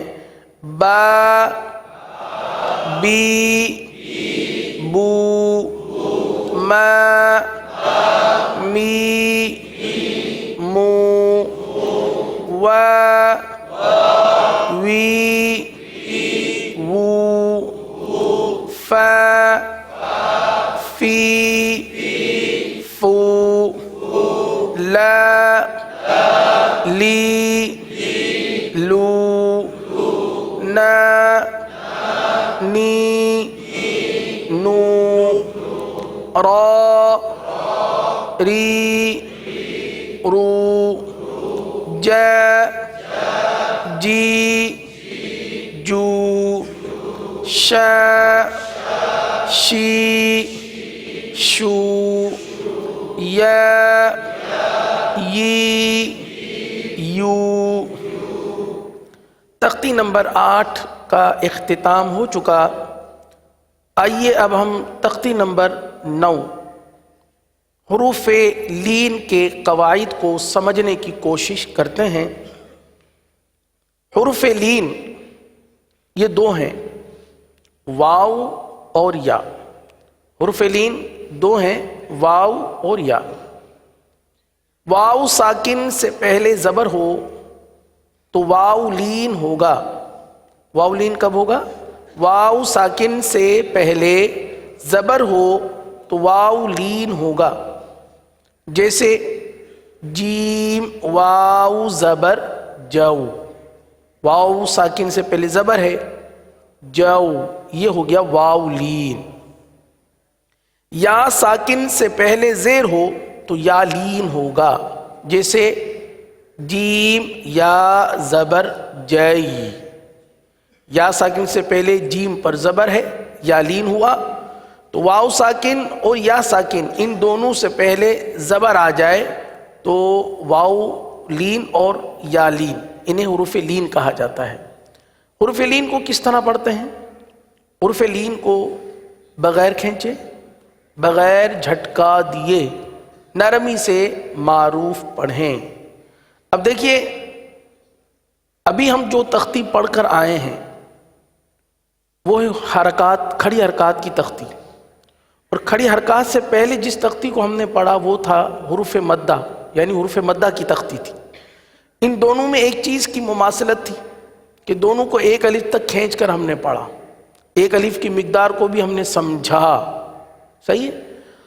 اب ہم جو تختی پڑھ رہے ہیں یا پڑھنے جائیں گے وہ ہے حروف لین کی تختی۔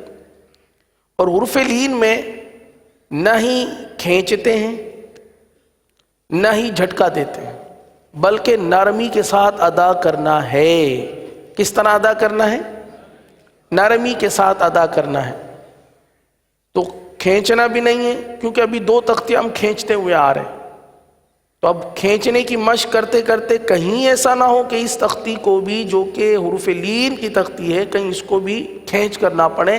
اس بات کا خاص خیال رکھیں، کھینچنا نہیں ہے، نرمی کے ساتھ ادا کرنا ہے۔ کس طرح؟ آئیے اس سبق کو پڑھ کر سمجھنے کی کوشش کرتے ہیں۔ صلو علی الحبیب۔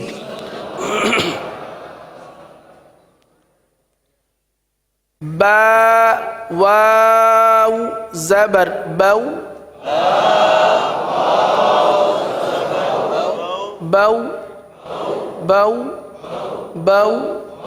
اب دیکھیں، بو بئی، یہ ختم، یہ غلط طریقہ ہے، اس کو ختم کرنا ہے۔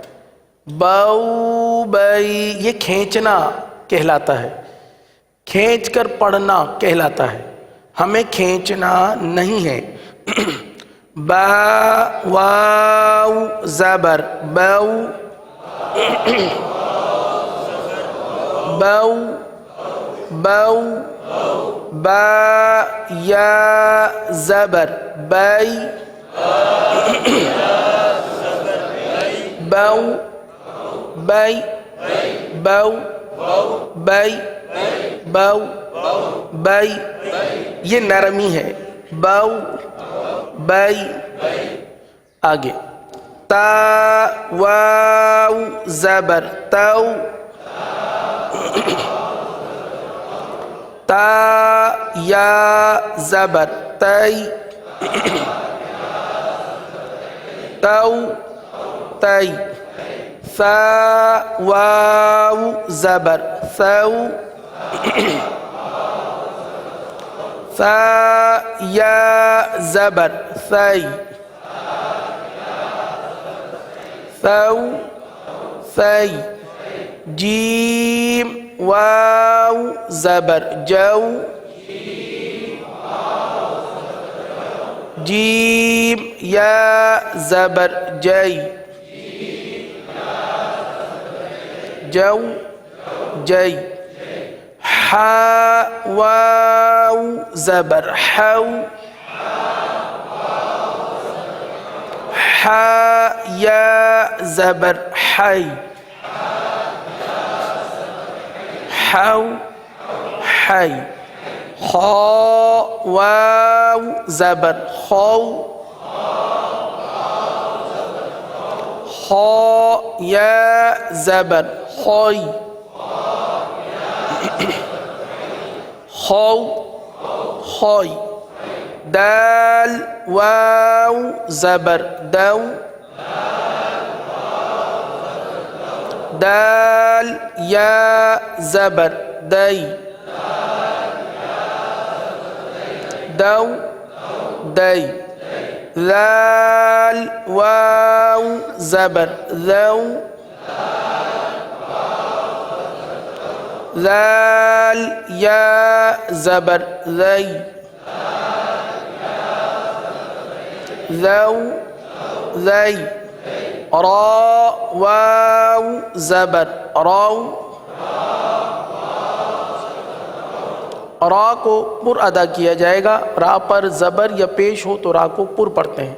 را واو زبر رو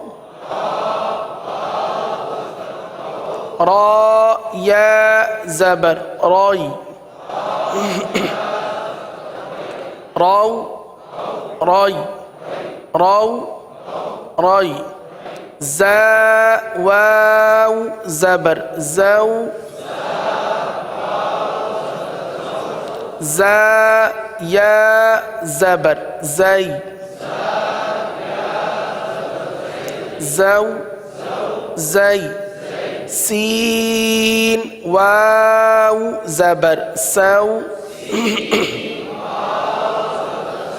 سین یا زبر سی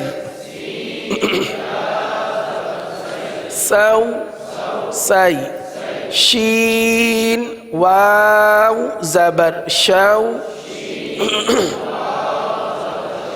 شین یا زبر شی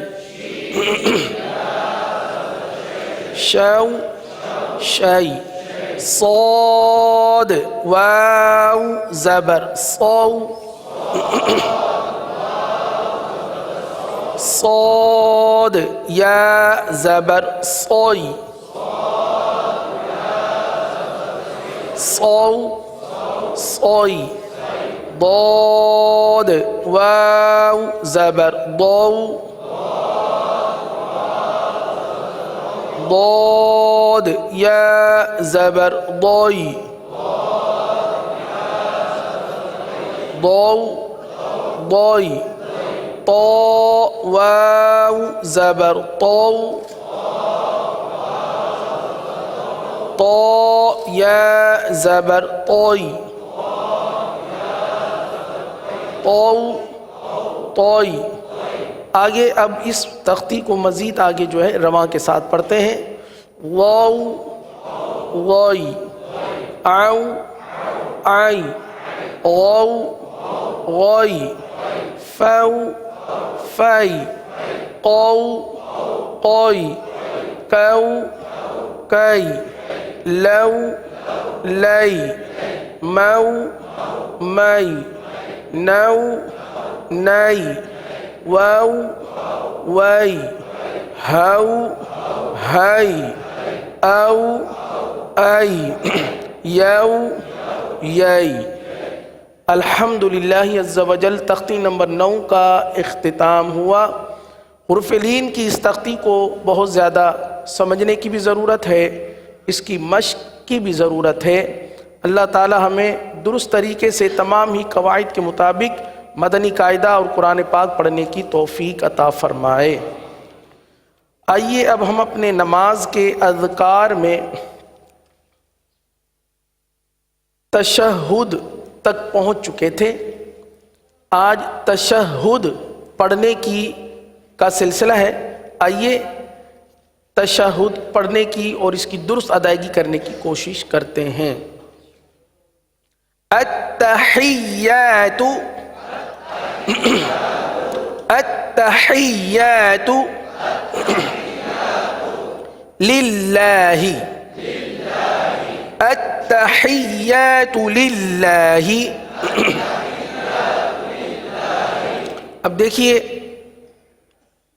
بعض اسلامی بھائیوں کا شروع سے التحیات للہ التحیات للہ یہ پڑھنے کا سلسلہ ہوگا۔ اب کس طرح پڑھنا ہے؟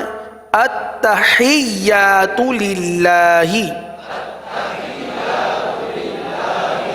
اچھا، التحیات اگر یہ منہ پر رٹا ہوا ہے، یہ منہ پر رٹا ہوا ہے تو اسے اپنے ادائیگی سے فوراً خارج کر دیں اور درست ادائیگی کرنی ہے۔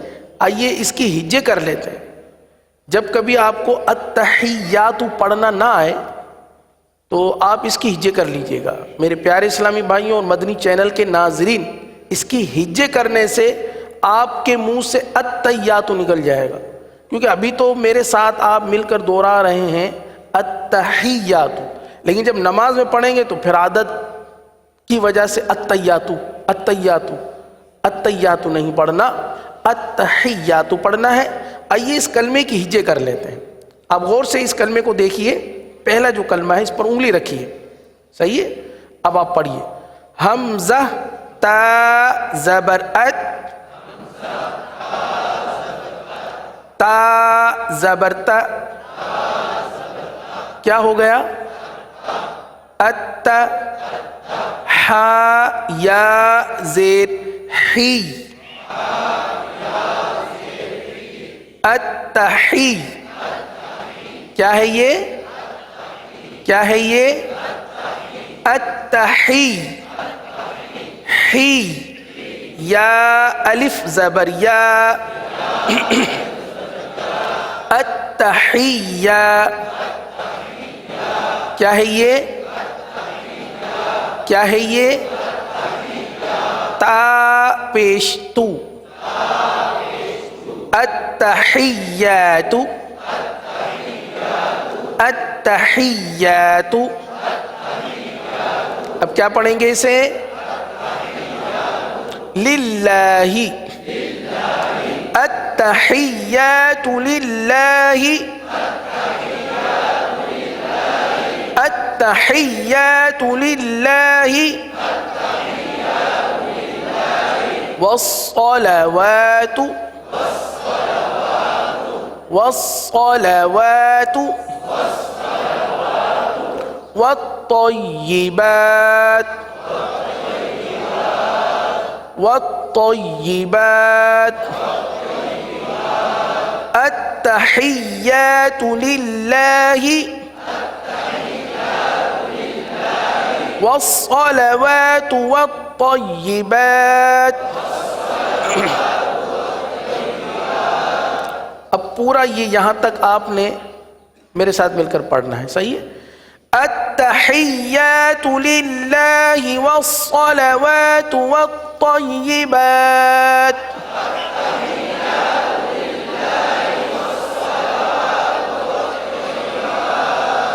ماشاء اللہ، ادائیگی کافی بہتر ہو رہی ہے۔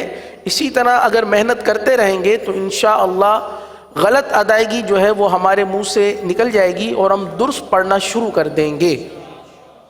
السلام علیک، السلام علیک، السلام علیک، ایہن أيها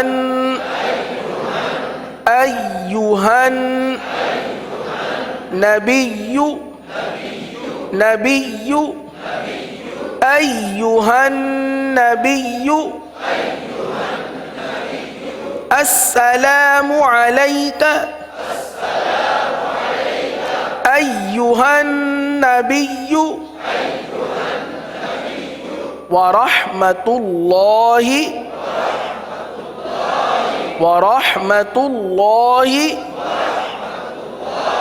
دیکھیں ورحمت اللہ نہیں پڑھنا، ورحمت اللہ، اللہ کا لام پر پڑھیں گے، ورحمت اللہ وبرکاتہ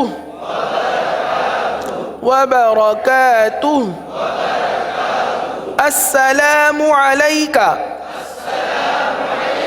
أيها النبي ورحمة الله وبركاته. اس پوری لائن کو بھی میرے ساتھ ایک مرتبہ دوہرا لیجئے. السلام عليك أيها النبي ورحمة الله وبركاته.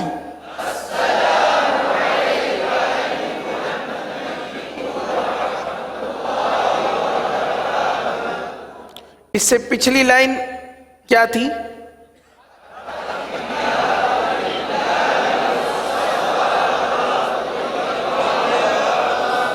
ماشاء اللہ کافی اسلامی بھائیوں کے التحیات الحمدللہ درست ہو رہی ہے، بھول نہیں رہے، انشاءاللہ بھولیں گے بھی نہیں انشاءاللہ.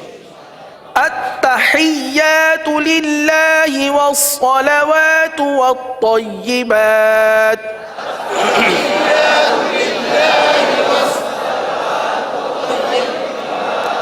السلام عليك أيها النبي ورحمة الله وبركاته.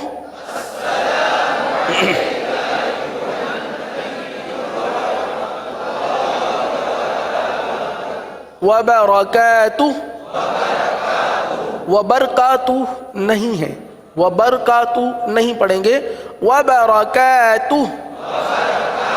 وبرکاتہ. آج کا سبق ہم تشہد التحیات کا سبق ہم یہیں تک رکھتے ہیں. کل انشاءاللہ عز و جل زندگی رہی تو مزید آگے پڑھیں گے. کچھ تلفظ کی ادائیگی کو درست کرنے کے حوالے سے، جیسے السلام علیکم، سلام کی ہم نے ادائیگی کی تھی، تو اس کا جواب، اس کی بھی کچھ ادائیگی کر لیجئے. سلام کا جواب ہے وعلیکم السلام، وعلیکم السلام، وعلیکم سلام نہیں، وعلیکم سلام نہیں، وعلیکم السلام،